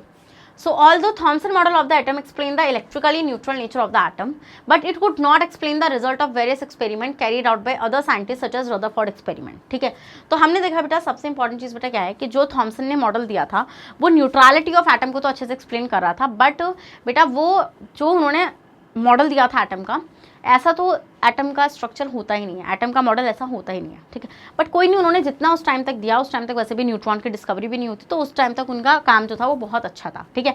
नेक्स्ट आते हैं बेटा हम लोग किस पे, और ना जैसे जब ये रदरफोर्ड साइंटिस्ट है इनका जो एक्सपेरिमेंट था उन सब चीज़ों को भी थॉमसन एक्सप्लेन नहीं कर पाए, ठीक है। तो आते हैं बेटा क्या, Rutherford model of the atom, ठीक है। तो रदरफोर्ड का कौन सा मॉडल था बेटा? रदरफोर्ड ने ऐसा क्या किया, देखो, although Thomson model of atom explained the electrically neutral nature of atom, but it could not explain the result of various experiments carried out by other scientists such as Rutherford experiment, ठीक है। हमने देखा बेटा Thompson के model ने atom की neutrality को तो एक्सप्लेन किया, क्या एटम की जो न्यूट्रलिटी थी उसको तो एक्सप्लेन किया, बट उसने क्या चीज़ एक्सप्लेन नहीं करी बेटा? उसने ये चीज़ एक्सप्लेन नहीं करी भाई कि ये जो रदरफोर्ड ने एक्सपेरिमेंट्स वगैरह किया उनको वो अच्छे से एक्सप्लेन नहीं कर सकता था उनका model. So before we describe Rutherford experiment, we led to the discovery of positively charged nucleus in the atom. We should know the meaning of alpha particles, ठीक है बेटा। रदरफोर्ड के मॉडल को शुरू करने से पहले हम लोग यहाँ पे समझेंगे अल्फा पार्टिकल्स क्या होते हैं। देखो बेटा हम ये देखते हैं कि कुछ एलिमेंट्स होते हैं बेटा जो रेडिएशंस को इमिट करते हैं। क्या करते हैं बेटा? रेडिएशंस को इमिट करते हैं, जैसे आपकी अल्फा पार्टिकल हो गया, गामा रेज हो गई, बीटा पार्टिकल्स हो गए, ठीक है। तो हम देखते हैं बेटा अल्फा पार्टिकल क्या है बेटा? अल्फा पार्टिकल बेसिकली आपका क्या होता है, ये पॉजिटिव चार्ज होता है। So alpha particle is a positively charge particle having 2 units of positive charge, ठीक है। हम ये देखते हैं बेटा जो आपका अल्फा पार्टिकल होता है ये आपका पॉजिटिवली चार्ज पार्टिकल होता है जिसके पास 2 यूनिट पॉजिटिव चार्ज होता है। 2 यूनिट पॉजिटिव चार्ज का मतलब क्या हो जाएगा? 2+ ऐसे चार्ज रहेगा इसके पास, एंड 4 यूनिट ऑफ मास। और 4 यूनिट ऑफ मास का मतलब आपको पता है ना? 4 यूनिट ऑफ मास क्या होता है बताना जरा मुझे। 4 यूनिट ऑफ मास क्या होता है बेटा? 4 यूनिट ऑफ मास का मतलब हो जाएगा आपका कि भाई इसके पास 2 प्रोटॉन हैं और 2 न्यूट्रॉन हैं, है ना? Yes ma'am. तो अल्फा पार्टिकल के पास क्या होता है? 2 यूनिट पॉजिटिव चार्ज होता है और इसके पास 4 यूनिट इसका मास होता है। It is actually an helium ion. बेटा क्या है ये? आपका एक्चुअली एक हीलियम आयन है। क्या है बेटा? ये आपका एक हीलियम आयन है। तो हीलियम आयन बना कैसे बेटा? हीलियम आयन बना आपका यहाँ पे ये 2 इलेक्ट्रॉन को लूज कर क्या करके बेटा? 2 इलेक्ट्रॉन को लूज कर। तो alpha particle are emitted by radioactive element like radium and polonium. तो हम ये देखते हैं बेटा ये जो आपके अल्फा पार्टिकल्स होते हैं बेटा ये कहाँ से इमिट होते हैं बेटा? ये रेडियो एक्टिव एलिमेंट से इमिट होते हैं, जैसे आपका रेडियम और पोलोनियम। इमिट होने का मतलब क्या है? निकलते हैं। So the fast moving alpha, देखो हम ये देखते हैं बेटा ये जो अल्फा पार्टिकल्स होते हैं ना इनकी पेनिट्रेटिंग पावर बहुत कम होती है, ठीक है। वीक पेनिट्रेटिंग पावर होती है, वीक पेनिट्रेटिंग पावर होने का मतलब क्या बेटा, ये ज़्यादा अच्छे से अंदर नहीं घुस पाएंगे। ये जो फास्ट मूविंग अल्फा पार्टिकल है, have a considerable amount of energy, बेटा इनके पास काफी अमाउंट ऑफ एनर्जी होती है। They can penetrate through a matter to some extent, कुछ हद तक ही ये पेनिट्रेट कर सकते हैं, मतलब कि धंस सकते हैं अंदर तक, ज्यादा अच्छी इनकी पेनिट्रेशन पावर नहीं होती है। वी विल ऑल्सो भी using a gold foil in this experiment, बेटा हम लोग इस एक्सपेरिमेंट मतलब रदरफोर्ड ने अपने एक्सपेरिमेंट में गोल्ड फॉइल को यूज किया। अब आपके दिमाग में एक सवाल आ रहा होगा, why gold foil, silver foil, कोई और सा फॉइल क्यों नहीं लिया, एल्यूमिनियम फॉइल, गोल्ड फॉइल को क्यों लिया? बेटा हम ये देखते हैं कि जो आपका गोल्ड होता है ना, ये मेलेबल होता है। मेलेबल का मतलब क्या होता है बेटा, हाईली मेलेबल होता है, मतलब कि आप इनको पीट कर बढ़िया से थिन शीट्स में कन्वर्ट कर सकते हैं। तो इनको थिन शीट्स में कन्वर्ट करने की जो प्रॉपर्टी है ना आपकी, क्या थिन शीट्स में इनको ये जो कन्वर्ट करने की प्रॉपर्टी है ना आपकी, this is called malleability, this is called malleability. और रदरफोर्ड ने अपने एक्सपेरिमेंट में किसको यूज किया था बेटा, रदरफोर्ड ने अपने एक्सपेरिमेंट में इस गोल्ड फॉइल को ही यूज किया था because of this malleable property. A gold foil is very thin sheet, बेटा गोल्ड फॉइल काफी थिन शीट होती है। Alpha particle are much smaller than the gold atoms. अब देखो बेटा, जो गोल्ड एक एलिमेंट है, उसके जो एटम्स थे उनके कंपैरिजन में अल्फा पार्टिकल काफी छोटे थे present in the gold foil. We will not describe Rutherford experiment. अब हम लोग रदरफोर्ड के एक्सपेरिमेंट को डिस्क्राइब करते हैं, ठीक है। ये देखो, ये अल्फा पार्टिकल होगा बेटा आपके यहाँ पे, ये पिक्चर बेटा फास्ट मूविंग अल्फा पार्टिकल को शो कर रहा है, और this is the gold foil here, ठीक है, this is the gold foil here. Next आते हैं रदरफोर्ड एक्सपेरिमेंट। देखो रदरफोर्ड के एक्सपेरिमेंट से बेटा न्यूक्लियस की भी डिस्कवरी हुई। अभी तक न्यूक्लियस को कोई नहीं जानता था, बट न्यूक्लियस की डिस्कवरी भी रदरफोर्ड ने ही करी थी। So after the discovery of electron, proton and neutron, it became clear that an atom is made up of these 3 subatomic particles. बेटा जब इलेक्ट्रॉन, प्रोटॉन और न्यूट्रॉन इन सब की डिस्कवरी हो गई, तो यहाँ से एक चीज़ बहुत अच्छे से क्लियर हो गई थी कि जो आपका एटम होता है ये इन 3 सबएटॉमिक पार्टिकल से मिलकर बना हुआ होता है, ठीक है, क्या इलेक्ट्रॉन, प्रोटॉन और न्यूट्रॉन से। So experiments were then carried out to find out how electrons, proton and neutron were arranged in an atom. तो बेटा एक्सपेरिमेंट जो थे वो करे जा रहे थे कि भाई किस तरीके से ये जो तीनों सब एटॉमिक पार्टिकल्स हैं ये एटम्स के अंदर अरेंज हैं। So it was Rutherford alpha particle scattering experiment which led to the discovery of a small positively charge nucleus in the atom containing all protons and neutrons. तो बेटा ये वो Rutherford का एक्सपेरिमेंट था बेटा, जिस एक्सपेरिमेंट के थ्रू किसकी डिस्कवरी हुई बेटा, न्यूक्लियस की डिस्कवरी हुई। किसकी डिस्कवरी हुई बेटा, न्यूक्लियस की डिस्कवरी हुई। सो इसमें क्या हुआ बेटा, इसमें ये चीज़ हुई, ऐसा हुआ, मैं आपको यहाँ बता देती हूँ। हुआ क्या, हुआ कुछ ऐसा, रदरफोर्ड ने ली बेटा गोल्ड फॉइल, ठीक है, इस तरीके से उन्होंने गोल्ड फॉइल को लिया। अब आपको पता है बेटा गोल्ड फॉइल जो है बेसिकली ये आपकी यहाँ पे इसमें एटम्स रहेंगे,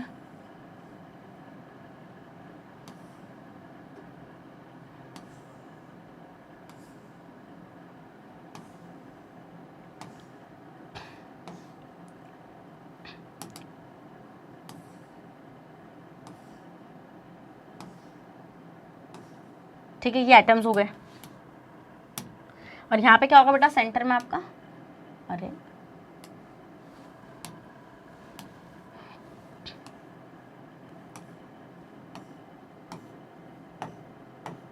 सेंटर में आपका न्यूक्लियस रहेगा, ठीक है, सेंटर में क्या रहेगा बेटा, सेंटर में आपका न्यूक्लियस यहाँ पे प्रेजेंट रहेगा, ठीक है।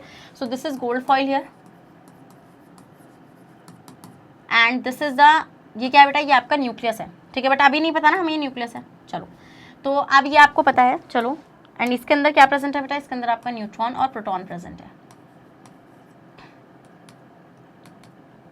न्यूट्रॉन और प्रोटॉन इसके अंदर प्रेजेंट आपका रहेगा। ध्यान से सुनना बेटा आप सारी चीजें, ठीक है। अब हमने क्या करा बेटा, यहाँ पे उन्होंने एक रेडियो एक्टिव एलिमेंट लिया भाई, जहाँ से अल्फा पार्टिकल निकलेगा, जैसे पोलोनियम वगैरह है ना, तो उन्होंने उसको लिया। एंड जब लिया बेटा तो वहां से निकली रेज, भाई अल्फा पार्टिकल निकले। और पीछे ना उन्होंने एक फ्लोरेसेंट स्क्रीन लगाई थी बेटा, पीछे क्या लगाई थी बेटा, पीछे उन्होंने एक ऐसे फ्लोरेसेंट स्क्रीन लगाई थी। फ्लोरेसेंट स्क्रीन क्या बेटा, जब अल्फा पार्टिकल्स आएंगे तो बेटा उनके प्रेजेंस का कहीं से तो पता चले,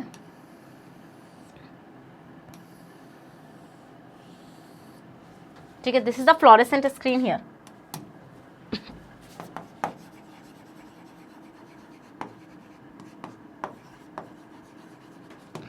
तो अब क्या हुआ बेटा, देखो रदरफोर्ड को तो ये लग रहा था भाई यहाँ से पार्टिकल आएंगे और वो मतलब कैसे, मतलब उनकी जो एक्सपेक्टेशन थी बेटा उसका बिल्कुल ही विपरीत हुआ।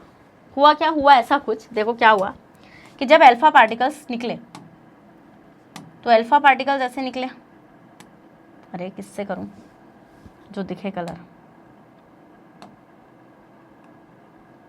चलो इससे कर लेते हैं। ठीक है, अल्फा पार्टिकल निकले बेटा। तो अब आपके अल्फा पार्टिकल जो होते हैं, हमने देखा बेटा most of the alpha particles जो थे बेटा वो ऐसे ही सीधे निकल गए, ऐसे। और वो अब आपको पता चला मैम कैसे हमें पता चला कि भाई अल्फा पार्टिकल्स निकल रहे हैं सीधे नहीं? बेटा वो फ्लोरेसेंट स्क्रीन से जब टकराए तो हमें उनका एक इल्यूजन बनता हुआ नजर आया। ठीक है, यस मैम। तो ये आपके अल्फा पार्टिकल्स थे। फिर हमने देखा बेटा कुछ अल्फा पार्टिकल ऐसे थे जो गए ऐसे, रुको यार एक मिनट, कुछ ऐसे डायरेक्ट निकल गए। ठीक है, कुछ ऐसी थी बेटा रेज जो पास में आई और पास में आने के बाद ना वो इस तरीके से डिफ्लेक्ट कर गई। ठीक है, मतलब कुछ तो एज इट इज क्रॉस कर गया बेटा, कुछ डिफ्लेक्शन हो गया, कुछ क्या हुआ, कुछ डिफ्लेक्शन हो गया। तो हमने देखा बेटा ये था आपके अल्फा पार्टिकल्स। अब अल्फा पार्टिकल में आपने एक चीज तो सीख ही रखी है बेटा, अभी ये चीज मैंने आपको सिखाई है, ये आपका अल्फा पार्टिकल था। आपने अल्फा पार्टिकल में एक चीज तो ये सीखी बेटा कि ये आपके पॉजिटिवली चार्ज्ड है। तो मतलब कि अगर ये पॉजिटिवली चार्ज है बेटा, तो आपको ये चीज़ तो पता है बेटा कि लाइक चार्जेस जो होते हैं वो एक दूसरे को रिपेल करते हैं। मतलब कि अगर पॉजिटिव है तो वो एक दूसरे को रिपेल करेंगे, पॉजिटिव नेगेटिव है तो वो एक दूसरे को अट्रैक्ट करेंगे। तो बेसिकली ये पॉजिटिव थे बेटा, इसका इस तरीके से डिफ्लेक्ट हो जाना यही बताता है बेटा कि सेंटर में या कहीं ना कहीं आसपास एटम के अंदर कहीं ना कहीं पॉजिटिव चार्ज तो है। ठीक है, और कुछ अल्फा पार्टिकल ऐसे थे बेटा जो गए, जिस पाथ से गए थे बेटा उसी पाथ पे वापस आ गए, मतलब कि रीबाउंड हो गए। क्या हो गया बेटा, आपके रीबाउंड हो गए। तो इसका मतलब वहां पे रदरफोर्ड का दिमाग घूम गया, अरे भाई ये क्या हुआ, रीबाउंड कैसे हो गए। ठीक है, पहले तो उसका सबसे इंपॉर्टेंट चीज यहाँ पे ये निकल के आती है बेटा कि most of the alpha particle. ठीक है, पहले रुको, पहले आप इतने का स्क्रीनशॉट लो। अब देखो यहाँ पे, तो सबसे पहले देखो most of the alpha particle passes straight through the gold foil without any deflection. ठीक है, फ्रॉम देयर ओरिजिनल पाथ। समझ में आया वाला पॉइंट आप लोगों को? तो हमने यहाँ पे क्या देखा बेटा, most of the alpha particle passes straight without any deflection, बिना किसी डिफ्लेक्शन के बेटा ज्यादातर आपके अल्फा पार्टिकल्स जो थे बेटा वो क्या हो गए, स्ट्रेट निकल गए। तो इससे हमें एक चीज कॉन्क्लूड है कि बेटा एटम के अंदर ज्यादातर जो स्पेस था वो खाली था, है। एटम जो था बेटा ज्यादातर एम्प्टी था, एटम के अंदर ज्यादातर जो स्पेस था बेटा वो खाली स्पेस था। पहला पॉइंट तो ये क्लियर हो गया भैया, ज्यादा से ज्यादा अल्फा पार्टिकल का एज इट इज निकल जाना विदाउट एनी डिफ्लेक्शन, यही चीज रिप्रेजेंट करता है बेटा कि अल्फा पार्टिकल जो था आपका, मतलब सॉरी जो आपका एटम था, एटम जो था ज्यादातर खाली था। ठीक है, यस मैम। हमने देखा फिर नेक्स्ट पॉइंट बेटा क्या था, नेक्स्ट पॉइंट ये था कि फ्यू अल्फा पार्टिकल की जो रेस थी बेटा वो डिफ्लेक्ट कर गई, फ्यू अल्फा पार्टिकल डिफ्लेक्शन,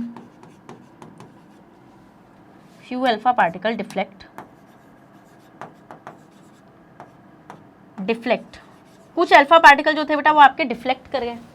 अब वो डिफ्लेक्ट क्यों कर गया, मतलब कि डिफ्लेक्शन से हमें ये चीज समझ में आ रही है कि भाई कहीं ना कहीं एटम के अंदर पॉजिटिव चार्ज है, कहीं ना कहीं एटम के अंदर क्या बेटा आपका पॉजिटिव चार्ज है, क्योंकि पॉजिटिव को ही रिपेल करेगा। और फिर बेटा हमने देखा कि कुछ आपकी रीबाउंड कर गई, फ्यू रीबाउंड।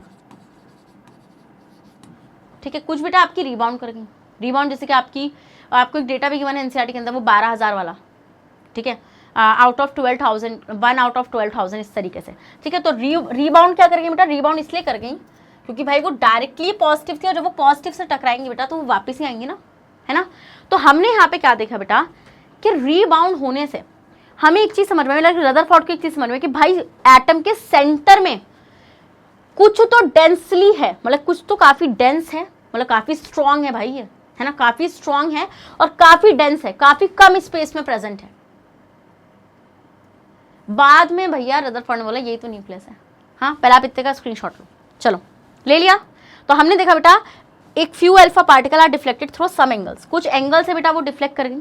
ठीक है, और कुछ लार्ज एंगल से डिफ्लेक्ट करेंगी बेटा, वो जितना ज्यादा पास आ रही होंगी न्यूक्लियस के उतना ज्यादा लार्ज एंगल से डिफ्लेक्ट करी होंगी। और कुछ अल्फा पार्टिकल ऐसे थे बेटा जो कंप्लीटली रीबाउंड कर गए। ठीक है, गोल्ड फॉइल को हिट करने के बाद अपने उसी पाथ पर आ गए जिस पाथ से गए थे, लाइक दिस, ऐसे गए थे ना बेटा। ठीक है, तो आपने देखा बेटा कुछ आपके टर्न बैक हो गए, कुछ आपके एज इट इज निकल गए। ठीक है, कुछ आपके ऐसे स्मॉल एंगल से डिफ्लेक्ट हो गए। समझ गए वाला पॉइंट आप लोग? यस मैम, ये चीज हम लोग समझ गए। So Rutherford explain these observation in the following way, और रदरफोर्ड ने अपनी एक्सप्लेनेशन, अपने इन ऑब्जर्वेशंस को कुछ एक्सप्लेन किया इन तरीकों से कि गोल्ड फॉइल जो थी बेटा वो एटम्स की बनी हुई थी। तो if the atoms were solid through out there volume, बेटा अगर एटम जो था अगर वो सॉलिड होता, पूरा सॉलिड होता, so then every alpha particle striking them should have change its path and got deflected. तो सारे के सारे अल्फा पार्टिकल उससे टकराते और अपने पाथ को चेंज करते। Since most of the alpha particle passes straight through the gold foil, हमने देखा बेटा ज्यादातर जो आपके अल्फा पार्टिकल थे वो स्ट्रेट चले गए गोल्ड फॉइल से विदाउट एनी डिफ्लेक्शन, बिना किसी डिफ्लेक्शन के। It shows that there is a lot of empty space in the atom. इससे हमें ये चीज पता चलती है बेटा कि एटम के अंदर काफी एम्प्टी स्पेस था, काफी खाली स्पेस था। So we know that similar charges repel each other, हमें ये चीज पता है बेटा कि जो आपके सिमिलर चार्जेस होते हैं वो रिपेल करते हैं एक दूसरे को। So positively charged body will repel another positively charged body. These observation that some of the alpha particle are deflected through a small and large angle shows that there is a center of positive charge in the atom which repel the positively charged alpha particle and deflect them from their original path। ठीक है, इससे हमें क्या चीज समझ में आई बेटा कि जो डिफ्लेक्शन वहां पर हुआ वो डिफ्लेक्शन इसलिए हुआ बेटा क्योंकि कहीं ना कहीं एटम के सेंटर में पॉजिटिव चार्ज प्रेजेंट था जिसने उन अल्फा पार्टिकल्स को डिफ्लेक्ट किया, क्योंकि अल्फा पार्टिकल्स भी आपके पॉजिटिव थे। So this centre of positive charge in the atom is known as nucleus. और ये जो सेंटर है बेटा एटम में, ठीक है, पॉजिटिव चार्ज का, इसको हम लोग बोलते हैं nucleus. Thus the scattering of alpha particle by a thin gold foil shows the existence of a positively charged nucleus in the atom। तो रदरफोर्ड के इस एक्सपेरिमेंट ने बेटा किसकी डिस्कवरी करी? न्यूक्लियस की डिस्कवरी की। So a few of the alpha particle are turn back on their path, कुछ बेटा अल्फा पार्टिकल थे जो अपने ही पाथ पर वापस आ गए। This fact cannot be explained only on the basis of repulsion due to positive charge of the nucleus. It can, however, be explained by assuming that nucleus is very dense and hard। बेटा एक तो आप इसको इस बात पे explain कर सकते हैं कि भाई न्यूक्लियस में आपका पॉजिटिव चार्ज था, तो पॉजिटिव ने पॉजिटिव को रिपेल किया। एक दूसरी तरीके से भी आप बेटा इसको एक्सप्लेन कर सकते हैं कि भाई उनका हिट करके वापस से आना यही बताता है बेटा कि न्यूक्लियस जो है वो काफी आपका क्या है बेटा, डेंस है और हार्ड है। So the observations that a very few alpha particle completely rebound on hitting the gold foil shows that nucleus is very dense and hard which does not allow the alpha particle to pass through it। इससे हमें ये चीज पता चलती है बेटा कि जो आपके अल्फा पार्टिकल्स होते हैं, क्या बेटा, जो आपके अल्फा पार्टिकल्स होते हैं जब वो टकराए न्यूक्लियस से तो उनका वापस आने का मतलब क्या है बेटा कि न्यूक्लियस जो है वो काफी हार्ड है आपका, ठीक है, काफी स्ट्रॉन्ग है, उसके थ्रू अल्फा पार्टिकल्स पास नहीं हो सकते। समझ गए वाला पॉइंट आप लोग? यस मैम, ये चीज हमें समझ में आ चुकी है। न्यूक्लियस आपका बेटा काफी डेंस था, nucleus is very dense, particularly practically the whole mass of an atom is centred at its nucleus. बेटा हमने देखा कि प्रैक्टिकली ये चीज प्रूफ हो गई कि पूरा जो मास होता है बेटा एटम का वो न्यूक्लियस के अंदर ही सेंटर्ड होता है। As a number of alpha particle which are deflected is very small, हमने देखा बेटा बहुत ही कम अल्फा पार्टिकल आपके डिफ्लेक्ट हुए। We conclude that size of nucleus must be very small. बेटा हमने यहाँ से एक चीज़ कॉन्क्लूड करी कि भाई जो न्यूक्लियस का साइज है वो काफ़ी स्मॉल है as compare to the size of the atom as a whole. In fact the radius of nucleus has been found to be about 10⁵ times smaller than the radius of the atom. Simple सी बातें याद रखो, आप जहाँ खड़े हो, कहीं पे भी आप खड़े हो, उसके बाद आप 5 किलोमीटर की रेडियस का एरिया लगाओ, 5 किलोमीटर की रेडियस का एरिया। अब वो जो आप जहाँ खड़े हो आप न्यूक्लियस हो, और वो जो 5 किलोमीटर का वो जो पूरा दायरा है ना वो एटम है, ठीक है, इतना ज़्यादा। नेक्स्ट, और एक और बात बताई थी, फुटबॉल ले लो, football is the nucleus and जो पूरा ग्राउंड है फुटबॉल का वो एटम है। So from the above discussion we conclude that Rutherford alpha particle scattering experiment shows the presence of nucleus in the atom. It also give the following important information about the nucleus of the atom. उन्होंने कुछ और important information को दिया बेटा nucleus के बारे में। जैसे न्यूक्लियस जो होता है बेटा वो पॉजिटिवली चार्ज होता है, क्योंकि आपको पता है न्यूक्लियस के अंदर होता है प्रोटॉन और न्यूट्रॉन। न्यूट्रॉन तो न्यूट्रल है, प्रोटॉन ही आपका पॉजिटिवली चार्ज होता है। Nucleus of an atom is very dense and hard. बेटा जो न्यूक्लियस होता है एटम का वो काफी डेंस होता है, काफी हार्ड होता है। Nucleus of an atom is very small as compare to the size of the atom as a whole. Nucleus जो होता है बेटा एटम का काफी छोटा होता है as compare to the size of the atom. तो न्यूक्लियस आपको पता चल गया बेटा, न्यूक्लियस एक स्मॉल पॉजिटिवली चार्ज पार्ट है जो कहाँ प्रेजेंट है, एटम के सेंटर पर प्रेजेंट है। The nucleus contain all the proton and neutron. Therefore, almost the entire mass of an atom is concentrated in the nucleus. Electron which are outside in the nucleus having a negligible mass. Positive charge on the nucleus is due to the presence of proton in it. बेटा nucleus के ऊपर positive charge क्यों है? क्योंकि उसके अंदर proton है। The number of proton in the nucleus determines the number of positive charge on the nucleus. ठीक है, हम ये देखते हैं बेटा प्रोटॉन का जो नंबर है न्यूक्लियस के अंदर वो डिटरमिन करता है number of positive charge on the nucleus को। सो जितने नंबर ऑफ प्रोटॉन उतना positive charge of the nucleus. So neutron which are also present in the nucleus have no charge, they are neutral. बेटा हम देखते हैं neutron का तो कोई चार्ज होता नहीं है, इसलिए वो न्यूट्रल रहते हैं। Proton and neutron taken together are known as nucleons. बेटा अगर आप प्रोटॉन और न्यूट्रॉन को एक साथ लिख रहे हैं तो आप उनको बोलते हैं न्यूक्लियॉन्स, ठीक है। जो कहाँ प्रेजेंट होते हैं, न्यूक्लियस में प्रेजेंट होते हैं। जो वॉल्यूम होती है बेटा न्यूक्लियस की is very small as compare to the volume of the extra nuclear part of the atom. भाई सिंपल सी बात है, जब वो आपका कम एरिया में आपका ज़्यादा मास पैक हुआ हुआ तो वॉल्यूम ज़्यादा होगी एज कम्पेयर टू ये वाला पार्ट। इस वाले पार्ट की वॉल्यूम कम होगी, इस वाले पार्ट की वॉल्यूम ज़्यादा होगी भाई, है ना। The existence of positively charge nucleus in an atom was shown by the alpha particle scattering experiment of Rutherford, ठीक है। चलिए मैम ये तो हमें समझ में आ गया। Please note that when Rutherford put forward his nuclear model of atom in 1911 even then only electrons and proton were known to be present in the atom. This is because neutron was discovered much later in 1932. So the original model of an atom given by Rutherford contained only protons in the nucleus. बेटा Rutherford ने जब आपने इस experiment को perform किया तो उस time तक न्यूट्रॉन की डिस्कवरी नहीं हुई थी। तो उन्होंने मतलब उनका जो मॉडल था उस मॉडल में सिर्फ और सिर्फ आपके न्यूक्लियस के अंदर प्रोटॉन प्रेजेंट थे, न्यूट्रॉन प्रेजेंट नहीं थे। So it contain no neutrons, उनके मॉडल में न्यूट्रॉन्स नहीं थे। Rutherford model of the atom was improved later on by including neutrons in the nucleus. We will study improve model of atom now, ठीक है।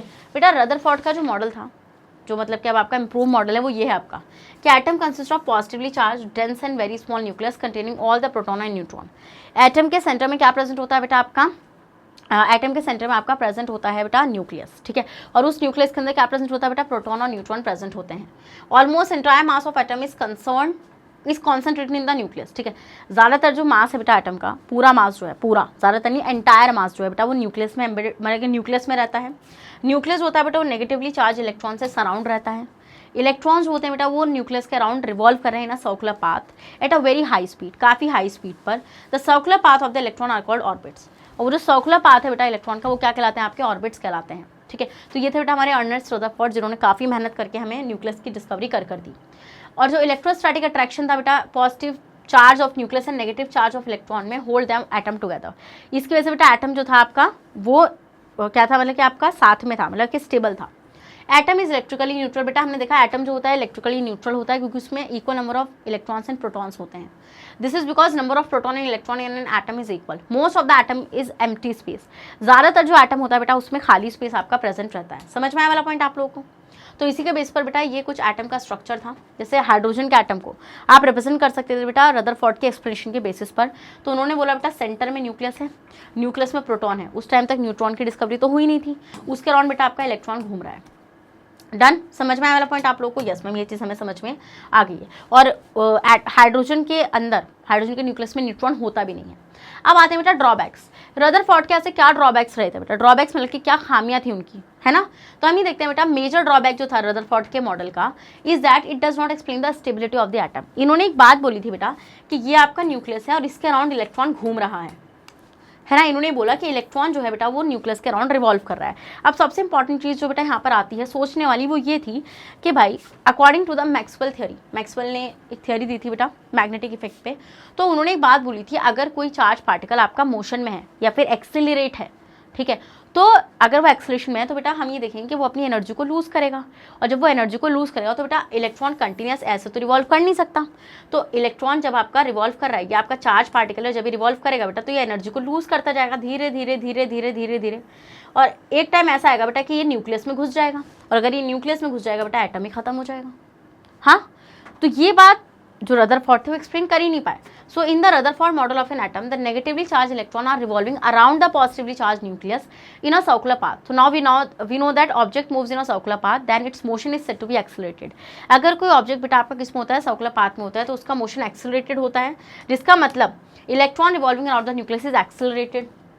So by according to electromagnetic theory of physics, if a charged particle undergo accelerated motion, बेटा physics में जो electromagnetic theory थी वो ये कहती है कि अगर कोई चार्ज है, कोई चार्ज पार्टिकल है बेटा जो एक्सेलरेटेड मोशन में है, तो वो कुछ ना कुछ एनर्जी को इमिट करेगा, ठीक है, कुछ ना कुछ एनर्जी को लूज करेगा कंटिन्यूसली। तो अगर हम लोग इलेक्ट्रोमैग्नेटिक थ्योरी जो मैक्सवेल ने दी थी अगर हम उसको यहाँ पर अप्लाई करते हैं बेटा तो हम ये देखेंगे बेटा कि यहाँ पे जो इलेक्ट्रॉन है वो भी अपनी एनर्जी को इमिट करेगा। और अगर वो अपनी एनर्जी को इमिट करेगा बेटा तो हम यहाँ पे क्या देखेंगे भाई कि वो इलेक्ट्रॉन कभी ऐसे घूम ही नहीं सकता, वो तो आके सीधा न्यूक्लियस से अंदर घुसेगा, है ना। यस मैम, तो ऐसा देखो ऐसे ही होगा ना, यहाँ पे इलेक्ट्रॉन ये रहा। अब भाई ये आपका चार्ज पार्टिकल है, ये मोशन में है, तो अल्टीमेटली ये एनर्जी लूज करता जाएगा और एट द एंड आके ये पॉजिटिवली चार्ज न्यूक्लियस में घुस जाएगा, है ना, यस मैम। बट ऐसा तो होता नहीं है, but this does not happen at all. We know that the electron do not fall into the nucleus. हमें पता है बेटा जो इलेक्ट्रॉन होता है वो कभी भी न्यूक्लियस में फॉल करता ही नहीं है ना। Rather atoms are very stable and do not collapse on their own. बेटा जो एटम्स होते हैं आपके काफ़ी स्टेबल होते हैं, वो कभी भी कोलैप्स नहीं करते हैं खुद से। तो however does not explain the stability of the atom. तो भाई रदरफोर्ड ने एटम की स्टेबिलिटी को एक्सप्लेन करा ही नहीं। तो एटम की स्टेबिलिटी को एक्सप्लेन किसने किया बेटा? एटम की स्टेबिलिटी को एक्सप्लेन किया Bohr model of the atom ने। Niels Bohr was a scientist बेटा जिन्होंने एक्सप्लेन किया था किसको? जिन्होंने एक्सप्लेन किया था बेटा एटम की स्टेबिलिटी को, जो रदरफोर्ड एक्सप्लेन नहीं कर पाए थे। क्या बेटू? जो रदरफोर्ड एक्सप्लेन नहीं कर पाए थे। तो इन्होंने क्या बोला बेटा? इन्होंने ये बोला कि the electron could revolve around the nucleus in only certain orbits. इन्होंने बोला कि हाँ भाई रदरफोर्ड ने जो बात बोली थी कि इलेक्ट्रॉन्स जो है वो न्यूक्लियस के अराउंड रिवॉल्व कर रहे हैं, वो बात बिल्कुल सही है। बट इलेक्ट्रॉन्स जो है बेटा वो न्यूक्लियस के अराउंड रिवॉल्व कर रहे हैं फिक्स्ड ऑर्बिट में। किसमें? एक फिक्स्ड ऑर्बिट में, ठीक है। Certain energy levels, each orbit having a different radius. इन्होंने बोला ये न्यूक्लियस है, ये न्यूक्लियस के अराउंड जो बेटा सर्कुलर पाथ है, इनकी एक फिक्स्ड एनर्जी है, इनकी एक फिक्स्ड रेडियस है फ्रॉम द न्यूक्लियस, ठीक है। और इन्हीं में आपके इलेक्ट्रॉन्स रिवॉल्व कर सकते हैं। ऐसा नहीं है कि इलेक्ट्रॉन इन दोनों के बीच में कहीं पर मिलेगा। समझ गए वाला point? So the electron which are in a orbit close to the nucleus have a low energy. हमने देखा बेटा जो ऑर्बिट आपका बेटा न्यूक्लियस के पास है, क्या बेटा? जो ऑर्बिट आपका न्यूक्लियस के पास है उसकी कम एनर्जी है बेटा, while those in orbit further from the nucleus have a high energy. और जो ऑर्बिट्स बेटा आपके कहाँ है? जो ऑर्बिट्स आपके न्यूक्लियस से दूर हैं, ठीक है, उनकी बेटा क्या है? उनके पास ज्यादा एनर्जी है। समझ रहे हैं इतना पॉइंट आप लोग? नहीं समझ रहे हैं, ठीक है। तो आप देखिए बेटा यहाँ पर, तो इन्होंने बोला भैया सिंपल सी बात कि इलेक्ट्रॉन्स जो है वो रिवॉल्व करेंगे, बट वो एक फिक्स्ड ऑर्बिट में रिवॉल्व करेंगे। When an electron is revolving in a particular orbit or a particular energy level around the nucleus, the electron does not radiate any energy even though it has a accelerated motion around the nucleus. इन्होंने बोला बेटा जब electron जो है वो जब एक particular orbit में, अपने ऑर्बिट में रिवॉल्व करेंगे बेटा, तो वो ना तो एनर्जी को इमिट करेंगे और ना ही वो एनर्जी को गेन करेंगे, ठीक है। ना तो वो एनर्जी लूज करने वाले हैं, ना ही वो गेन करने वाले हैं। उनकी एनर्जी फिक्स्ड होती है। तो इसका मतलब क्या मैं ये कहना चाह रही हूँ कि ऑर्बिट्स की एनर्जी फिक्स्ड होती है? करेक्ट, मैं यही कहना चाहती हूँ बेटा कि हर ऑर्बिट की एनर्जी आपकी फिक्स्ड होती है। समझ के वाला point? And since the electron do not lose energy and ना ही गेन एनर्जी। ओके, चलिए। So the present concept of atom was given by Niels Bohr. The Bohr model of atom can be described as follows. तो कैसे बेटा describe हुए? An atom is made up of 3 particle, electron, proton and neutron. बेटा इन्होंने बोला कि atom जो होते हैं बेटा 3 पार्टिकल्स के बने हुए होते हैं, इलेक्ट्रॉन, प्रोटॉन एंड न्यूट्रॉन के। Electron have a negative charge, electron के पास नेगेटिव चार्ज होता है, प्रोटॉन के पास पॉजिटिव एंड न्यूट्रॉन के पास न्यूट्रल, ठीक है। Yes ma'am. दूसरा इसी वजह से बेटा इलेक्ट्रॉन जो होता है आपका इलेक्ट्रिकली, मतलब सॉरी, एटम जो होता है आपका इलेक्ट्रिकली न्यूट्रल होता है। समझ के वाला पॉइंट? यस मैम, क्योंकि नंबर ऑफ प्रोटॉन और नंबर ऑफ इलेक्ट्रॉन आपके इक्वल रहते हैं। Proton and neutron are located in a small nucleus at the centre of the atom. जो आपका प्रोटॉन और न्यूट्रॉन होता है बेटा वो आपका कहाँ प्रेजेंट होता है बेटा? न्यूक्लियस में प्रेजेंट होता है, जो कहाँ पर होता है? आपका एटम के सेंटर पर होता है। The electron revolve rapidly around the nucleus in a fixed circular path called energy levels or shells. बेटा जो आपको इलेक्ट्रॉन होता है वो इलेक्ट्रॉन कहाँ पर रिवॉल्व कर रहा है बेटा? रैपिडली रिवॉल्व कर रहा है एक फिक्स्ड सर्कुलर ऑर्बिट्स में। किसमें बेटा? फिक्स्ड सर्कुलर ऑर्बिट्स में आपका इलेक्ट्रॉन जो होता है वो रिवॉल्व कर रहा होता है। समझ के वाला पॉइंट? एनर्जी लेवल्स और shells are represented in 2 ways. अब बेटा इनको हम लोग क्या बोलते हैं? इनको हम लोग बोलते हैं एनर्जी लेवल्स या फिर शेल्स। इनको आप 2 तरीके से रिप्रेजेंट कर सकते हैं। अगर आप एनर्जी लेवल को रिप्रेजेंट करें तो आप 1 2 3 बोलिए, और अगर आप शेल्स को रिप्रेजेंट करें तो आप KLMNO बोलिए, ठीक है। तो आप देखिए बेटा बीच में न्यूक्लियस, उनके अराउंड ये आपकी शेल्स और एनर्जी लेवल्स रहेंगे। तो अगर मैं इनको शेल बोलूँगी तो this is the K shell, L shell, M shell और N शेल, ठीक है, KLMN shell. Next, there is a limit to the number of electron which each energy level can hold, ठीक है। हम ये देखते हैं बेटा कि एक लिमिट है इलेक्ट्रॉन्स को होल्ड करने की, ठीक है, जो एक एनर्जी लेवल कंटेन कर सकता है। जैसे हम लोग बात करेंगे बेटा K शेल की, तो K शेल में मैक्सिमम आपके 2 इलेक्ट्रॉन्स आ सकते हैं। कैसे बेटा? एक फॉर्मूला होता है नंबर ऑफ इलेक्ट्रॉन्स का, जो कोई शेल होल्ड कर सकती है वो होता है आपका 2n स्क्वायर। क्या होता है बेटा? ये आपका 2n स्क्वायर होता है, ठीक है। And n is the energy level here. तो मान लीजिए आप बात कर रहे हैं बेटा किसकी? K शेल के लिए, तो K शेल के लिए n होता है आपका 1। तो मतलब K शेल में आपके कितने इलेक्ट्रॉन आएंगे? 2 × 1 का स्क्वायर विच इज़ 2। तो मतलब K शेल में आपके मैक्सिमम 2 इलेक्ट्रॉन्स होल्ड हो सकते हैं। ऐसे बेटा अगर मैं निकालूंगी L शेल का, तो L का हम निकालेंगे 2n स्क्वायर। तो इसके लिए एनर्जी लेवल होता है आपका 2, तो n की वैल्यू हो जाएगी 2, तो 2 × 2 का स्क्वायर, तो ये हो जाएगा आपका कितना? 2 × 4 इज इक्वल्स टू 8 इलेक्ट्रॉन्स, ठीक है। नेक्स्ट बात करेंगे बेटा हम लोग m का, तो m का हो जाएगा 2n स्क्वायर। इसके लिए n की वैल्यू होती है 3, क्योंकि एनर्जी लेवल रहता है यहाँ पे 3, तो मतलब हो जाएगा 2 × 3 का square which is equals to 3 3 9 9 2 18 electron. तो m शेल में आपके मैक्सिमम 18 इलेक्ट्रॉन्स को होल्ड किया जा सकता है। अगर मैं n शेल की बात करूँगी तो n shell is equals to 2n square. तो 2n स्क्वायर मतलब कि 2 × n कितना हो जाएगा बेटा? यहाँ पे आपका n हो जाएगा 4, तो 4 का स्क्वायर, तो 4 4 जा 16, 16 2 जा 32, तो मैक्सिमम बेटा आपके 32 इलेक्ट्रॉन, मैक्सिमम कितने हैं, मैक्सिमम आपके 32 इलेक्ट्रॉन्स होल्ड हो सकते हैं बेटा किसमें, एन शेल में, किसमें, एन शेल में। समझ में आया इतना पॉइंट आप लोगों को नहीं आया, बताओ जरा, आ गया समझ में, आ गया समझ में, चलो स्क्रीनशॉट लो, ठीक है। फिर each energy level is associated with a fixed amount of energy, बेटा हर एनर्जी लेवल की एक फिक्स्ड अमाउंट ऑफ एनर्जी है, तो अगर इलेक्ट्रॉन किसी एनर्जी लेवल में रिवॉल्व कर रहा है बेटा तो ना तो एनर्जी को लूज करेगा ना ही गेन करेगा। Next, there is a no change in the energy of electron as long as they keep revolving in the same energy level and the atom remain stable, और एनर्जी में कोई change नहीं आएगा जिसकी वजह से एटम जो है बेटा आपको वो स्टेबल रहेगा। This is all about for Bohr's Niels Bohr atomic model, ठीक है। तो नील्स बोहर ने स्टेबिलिटी को एक्सप्लेन किया, उन्होंने बोला कि भाई बिल्कुल सही बात बोल रहे हो रदरफोर्ड भाई, सर्कुलर ऑर्बिट्स में मतलब कि रिवॉल्व कर रहे हैं अराउंड द न्यूक्लियस, बट एक फिक्स्ड ऑर्बिट में, इजी पीजी लेमन स्क्वीज। चलिए नेक्स्ट आते हैं बेटा atomic number. So what is atomic number, atomic number सबसे सिंपल होता है बेटा आपका, atomic number is equals to the number of protons, ठीक है बेटा, जितने नंबर ऑफ प्रोटॉन्स आपके रहेंगे वो होंगे आपके एटॉमिक नंबर के इक्वल। समझ में आ गया इतना पॉइंट आप लोगों को, तो एटॉमिक नंबर आपको समझ में आ गया। तो इस अगर मैं सोडियम एलिमेंट की बात करूँ बेटा, तो सोडियम का ये बोल रहे हैं बेटा, सोडियम का एटॉमिक नंबर 11 है, तो 11 का मतलब क्या है कि उसके पास 11 प्रोटॉन्स हैं, तो 11 प्रोटॉन है बेटा, इसलिए सोडियम का एटॉमिक नंबर कितना है बेटा, 11 है। और एटॉमिक नंबर को हम रिप्रेजेंट करते हैं जी से, किससे बेटा, जी से, जी और जेड दोनों ही आप बोल सकते हैं, सिर्फ एक्सेंट चेंज है यहाँ पे, ठीक है। मैं अमेरिकन एक्सेंट यूज करती हूँ इस वर्ड के लिए और आप लोग ब्रिटिश यूज करते हैं जेड जब आप बोलते हैं। समझ गए वाला पॉइंट, यस मैम। सो हम ही देखिए बेटा आपका यहाँ पे atomic number of sodium is 11, तो आपका नंबर ऑफ प्रोटॉन उसमें 11 थे, ओके। चलिए मैम, तो एटॉमिक नंबर को हम जी से रिप्रेजेंट करते हैं बेटा, ये चीज़ आपको समझ में आ गई है। All the atoms of the same element have the same number of proton in their nucleus, हम देखते हैं बेटा कि सेम एलिमेंट के जितने भी एटम्स होते हैं उनके पास सेम नंबर ऑफ प्रोटॉन होते हैं, इसलिए उनका सेम एटॉमिक नंबर होता है, ठीक है। Atoms of different element have different number of proton, हम ये देखते हैं बेटा डिफरेंट एलिमेंट है तो उन डिफरेंट एलिमेंट के डिफरेंट एटम्स हैं जिनके पास डिफरेंट एटॉमिक नंबर है, क्योंकि उनके पास डिफरेंट एटॉमिक मतलब डिफरेंट नंबर ऑफ प्रोटॉन्स हैं। No two elements can have the same atomic number, बेटा हम ये देखते हैं कि कोई भी दो एलिमेंट्स का एटॉमिक नंबर सेम नहीं हो सकता है, क्योंकि बेटा एटॉमिक नंबर इसलिए सेम नहीं हो सकता दो डिफरेंट एलिमेंट्स का, क्योंकि उनके नंबर ऑफ प्रोटॉन्स कभी सेम ही नहीं हो सकते हैं, है ना। समझ में आता पॉइंट आप लोगों को। So atomic number can be use to identify an element, तो एटॉमिक नंबर को बेटा यूज किया जाता है एलिमेंट को आइडेंटिफाई करने के लिए। फॉर एग्जाम्पल जैसे एटॉमिक नंबर 6 है, तो एटॉमिक नंबर 6 हमें बताता है कि भाई ये आपका कार्बन एलिमेंट है, कार्बन के अलावा और किसी का भी एटॉमिक नंबर 6 नहीं हो सकता है, क्योंकि नंबर ऑफ प्रोटॉन्स कार्बन के पास ही होंगे 6। It is the number of proton which distinguish the atom of one element from the atom of another element. बेटा अगर आपको आपके पास कोई दो एटम्स हैं और आप उन दो एटम्स में से डिस्टिंग्विश करना चाहते हैं कि अलग है या फिर सेम है, तो बेटा आप सिंपली आप उसके नंबर ऑफ प्रोटॉन्स को देखिए। समझ के वाला point, the atoms of various element are different because they have a different atomic numbers, ठीक है। ये चीज़ हमें समझ में आ गई है। सो ये आपको समझ में आएगा, atomic number is equals to the number of proton. तो अब हम देखेंगे बेटा आपके यहाँ पे कि जो आपका एटॉमिक नंबर होता है बेटा, अगर मैं एक न्यूट्रल एटम की बात करूँ, एक नॉर्मल एटम की बात करूँ, किसकी बात करूँ बेटा अगर मैं यहाँ पे एक नॉर्मल एटम की बात करूँ, तो हम ये चीज़ ऑब्जर्व करते हैं बेटा नॉर्मल एटम में कि आपका जो नंबर ऑफ इलेक्ट्रॉन होता है, आपका जो नंबर ऑफ प्रोटॉन होता है बेटा वो किसके इक्वल होता है, वो नंबर ऑफ इलेक्ट्रॉन के इक्वल होता है। किसके इक्वल होता है बेटा, नंबर ऑफ इलेक्ट्रॉन के इक्वल होता है। एक नॉर्मल एटम का number of proton number of electron equal रहता है। तो इसका मतलब अगर number of proton number of electron के है एक नॉर्मल एटम का, तो मैं क्या बोल सकती हूँ कि atomic number is equals to the number of electron of normal atom. बिल्कुल, नॉर्मल एटम में बेटा जितने नंबर ऑफ इलेक्ट्रॉन होंगे वो उस एटम का एटॉमिक नंबर होगा। अब मैं बोलूँगा नॉर्मल एटम क्यों बोलूँगी, क्योंकि आपको पता है बेटा आयंस का फॉर्मेशन भी होता है, ये चीज़ भी आपने यहाँ पे सीखी है मेरे से।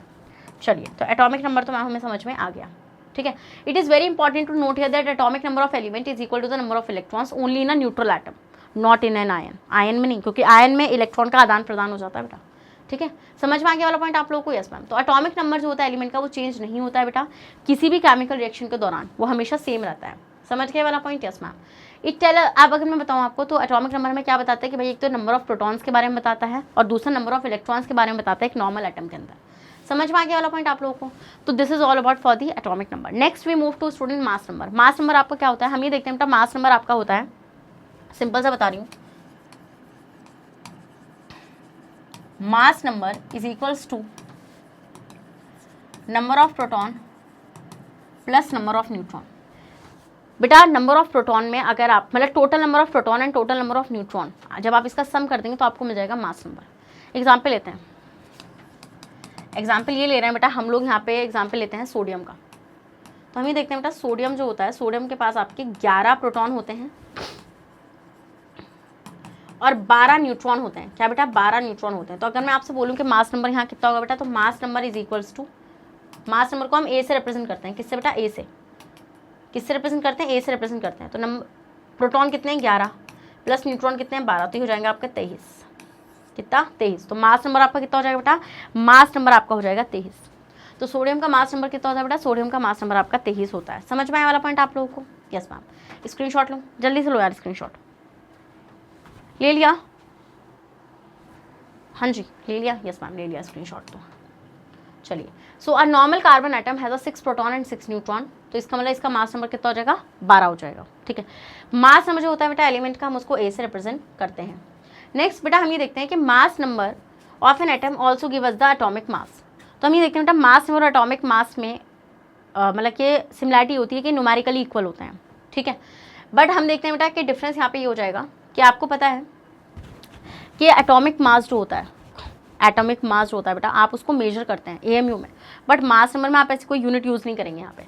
सो this can be explain that we have just seen that कि मास नंबर आपका नंबर ऑफ प्रोटॉन और नंबर ऑफ न्यूट्रॉन के इक्वल होता है। होता है नहीं होता? Yes ma'am. तो आपको बताया बेटा एक प्रोटॉन का मास कितना है? 1U और एक न्यूट्रॉन का मास कितना है? 1U। ठीक है, तो यहाँ पर कितना हो जाएगा? Number of proton into 1 plus number of neutron into 1। So mass number is equals to mass of proton plus mass of neutron. तो basically but the total mass of proton and neutron is called atomic mass. हमें देखते हैं बेटा जो proton का मास है बेटा और आपका न्यूट्रॉन का मास है, जब आप उसको सम करोगे बेटा, टोटल करोगे, तो वो किसके इक्वल आएगा? एटॉमिक मास के इक्वल आएगा। So the mass number of an atom give us the atomic mass of the atom. Simple सी बात है यार, याद रखो, अगर ऐसे लिखा हुआ है 23 तो वो मास नंबर है, और ऐसे लिखा है ना 23U तो ये एटॉमिक मास है, विच इज एवरेज वेट, है ना। चलिए, तो अब आते हैं relationship between mass number and atomic number. ठीक है, मास नंबर और एटॉमिक नंबर में अगर हम लोग यहाँ पे रिलेशनशिप देखेंगे बेटा तो आपको पता है, मैं ध्यान से देखना यहाँ पे, मास नंबर क्या है बेटा आपका? मास नंबर होता है आपका number of protons plus number of neutrons. तो हम देखें बेटा आपका नंबर ऑफ प्रोटॉन क्या होता है? Atomic number is equals to number of proton. Atomic number किसके इक्वल होता है? नंबर ऑफ प्रोटॉन के। तो मास नंबर को क्या मैं ऐसे लिख सकती हूँ? Atomic number plus number of neutron. Can I right this? बिल्कुल। तो मास नंबर का एक और आपको फॉर्मूला मिल जाएगा बेटा यहाँ से, mass number is equals to atomic number plus number of neutron. जितना उसका एटॉमिक नंबर है बेटा और साथ में उसके नंबर ऑफ न्यूट्रॉन को प्लस कर दो, तो वहाँ से आपको मास नंबर मिल जाएगा। जैसे एग्जाम्पल देखो मैं यहाँ पे, सोडियम, सोडियम का एटॉमिक नंबर कितना होता है? 11, नंबर ऑफ न्यूट्रॉन उसमें कितने होते हैं? 12, प्लस करेंगे कितना आएगा? 23, और 23 ही तो होता है मास नंबर सोडियम का। होता है नहीं होता है? बताओ, होता है नहीं होता है? बिल्कुल होता है, स्क्रीनशॉट लो। चलो, ये हमें समझ में आ गया। ठीक है, अब आपको पता है बेटा हम लोग क्या करते हैं, एलिमेंट का सिंबल लिखेंगे जैसे कार्बन, ऊपर लिखेंगे mass number which is 12 and नीचे लिखेंगे एटॉमिक नंबर विच इज़ 6। ठीक है, डन। चलो, ये चीज़ आपको समझ में आ गई है, मास नंबर वगैरह एंड ऑल। अब आते हैं बेटा क्या, arrangement of electron in the atoms. किस तरीके से बेटा आप एटम्स में इलेक्ट्रॉन्स का अरेंजमेंट करेंगे।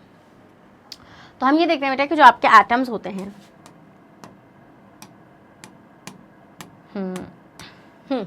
बीच में क्या होता है बेटा? बीच में आपका न्यूक्लियस प्रेजेंट होता है। Yes ma'am. और न्यूक्लियस के अराउंड बेटा आपके इलेक्ट्रॉन्स रिवॉल्व कर रहे होते हैं एक सर्कुलर ऑर्बिट में, और इन सर्कुलर ऑर्बिट्स को हम लोग क्या बोलते हैं बेटा? इन सर्कुलर ऑर्बिट्स को हम लोग बोलते हैं बेटा शेल्स। क्या बोलते हैं बेटा हम इनको बोलते हैं शेल्स। तो बेसिकली जब हम इनको शेल्स बोलते हैं तो शेल क्या हो जाएंगे? K shell, L shell, M shell, N shell.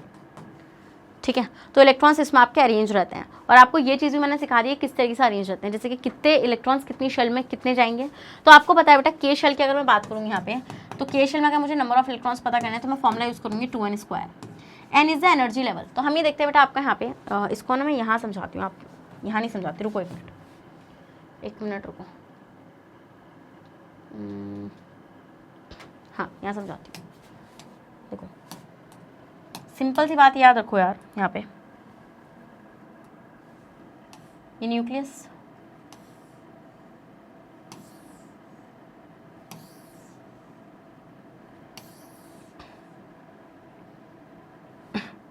चलो तो बीच में क्या रहेगा बेटा? बीच में आपका न्यूट्रॉन और प्रोटॉन रहेगा, है ना। Yes ma'am.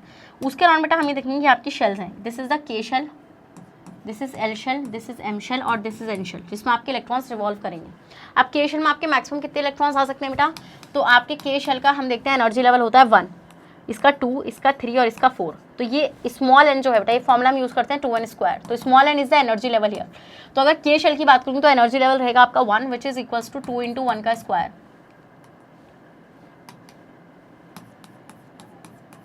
ये हो जाएगा आपका 2, ठीक है। तो के शेल में आपके मैक्सिमम 2 इलेक्ट्रॉन्स आ सकते हैं।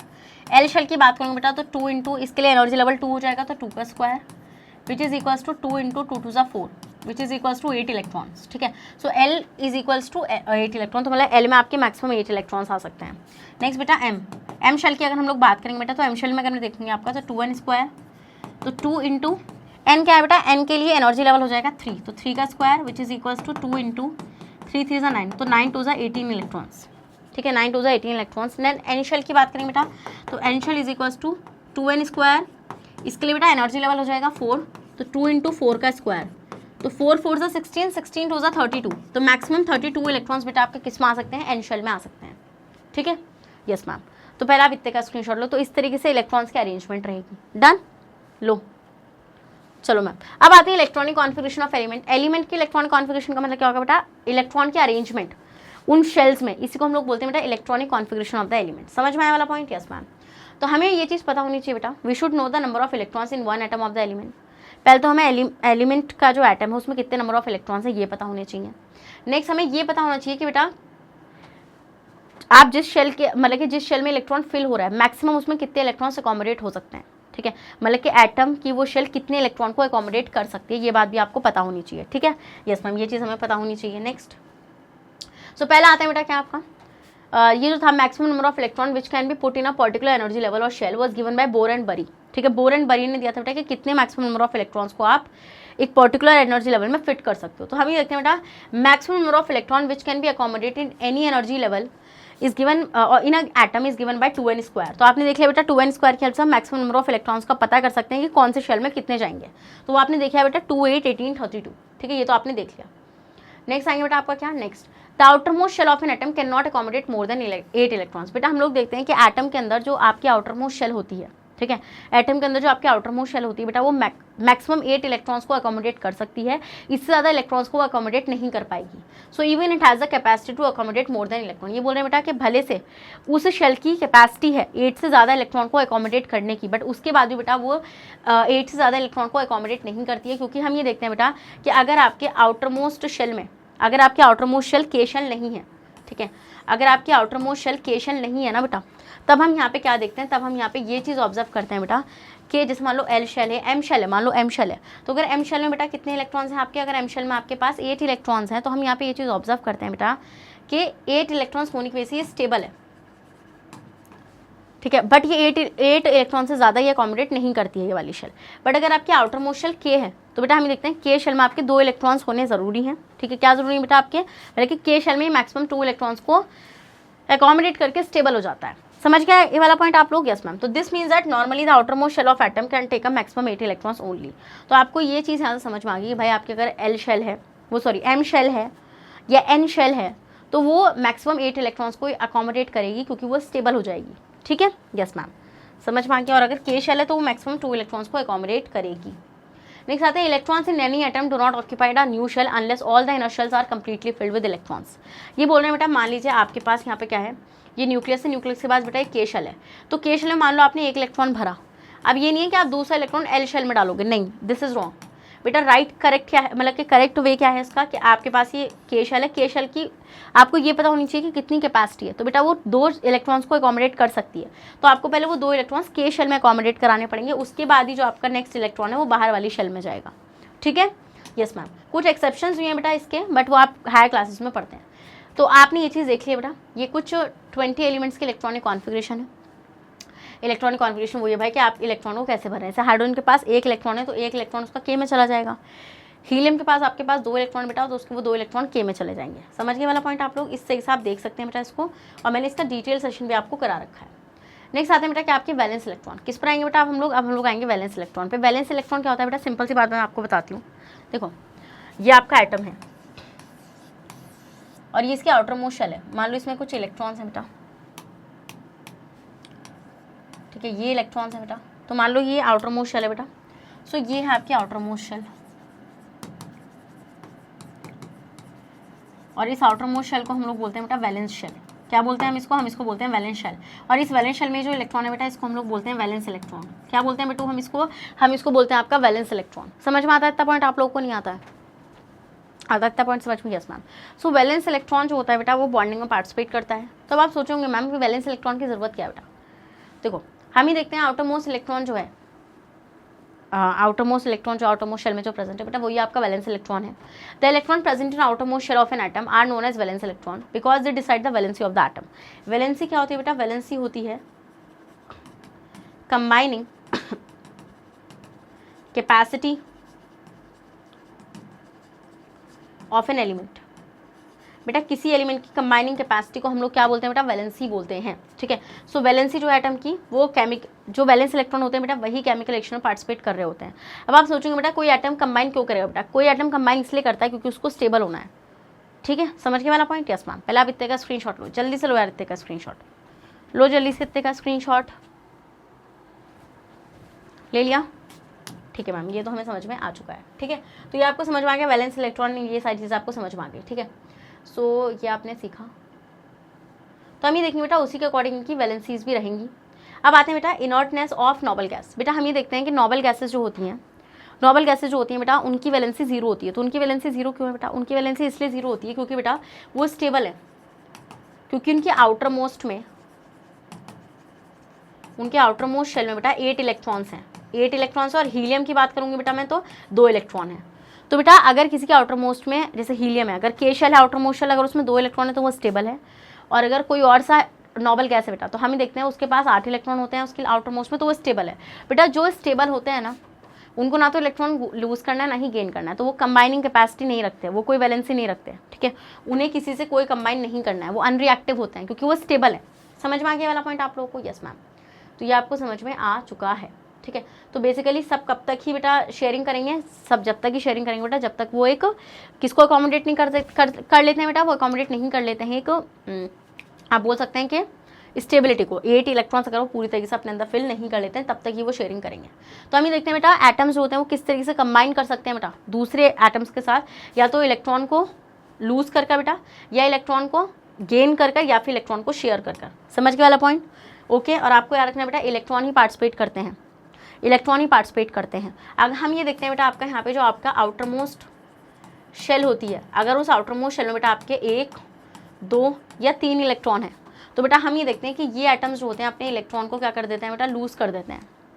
ठीक है, इलेक्ट्रॉन को क्या कर लेते हैं बेटा? लूज कर लेते हैं, जिसकी वजह से बेटा हम ये देखते हैं, मान लो मैं एक एग्जाम्पल भी ले रही हूँ बेटा, जैसे मैंने लिया सोडियम, तो सोडियम का एटॉमिक नंबर होता है 11।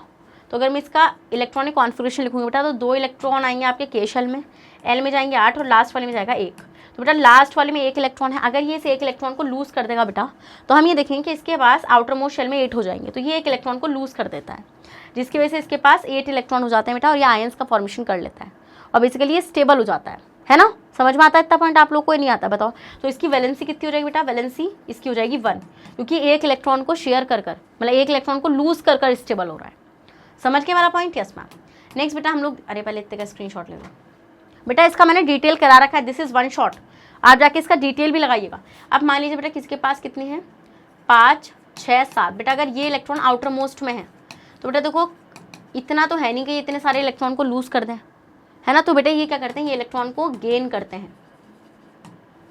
क्या करते हैं? इलेक्ट्रॉन को गेन करते हैं। जैसे क्लोरीन की बात करूँ बेटा तो क्लोरीन का एटॉमिक नंबर होता है 17, तो क्लोरीन का एटॉमिक नंबर अगर 17 होता है तो इसकी इलेक्ट्रॉनिक कॉन्फिगरेशन हो जाएगी बेटा 2, 8, 7। तो इसका मतलब अगर इसको 1 इलेक्ट्रॉन कहीं से मिल जाए तो बड़ा खुश हो जाएगा। तो ये इलेक्ट्रॉन को गेन करके स्टेबल होता है, मतलब ये क्लोरीन आयन बनाकर स्टेबल होता है, वो भी नेगेटिव आयन। तो इसकी वैलेंसी कितनी हो जाएगी बेटा? इसकी वैलेंसी आपकी हो जाएगी 1। डन? यस मैम, स्क्रीनशॉट लो। अब बेटा जैसे अगर किसी के आउटर मोस्ट में 4 इलेक्ट्रॉन है, जैसे कार्बन के पास 4 इलेक्ट्रॉन होते हैं, 2,6, 2,4, तो इसको 4 इलेक्ट्रॉन की और ज़रूरत है। हाँ, इसको 4 इलेक्ट्रॉन की और ज़रूरत है, तो ये 4 इलेक्ट्रॉन इसे कोई लूज या गेन करके तो इसे मिलने से रहे। समझ रहे हो? तो इसको कैसे मिलते हैं बेटा वो इलेक्ट्रॉन्स? इसको इलेक्ट्रॉन्स मिलते हैं आपके कुछ, ये शेयर करता है बेटा इलेक्ट्रॉन्स को।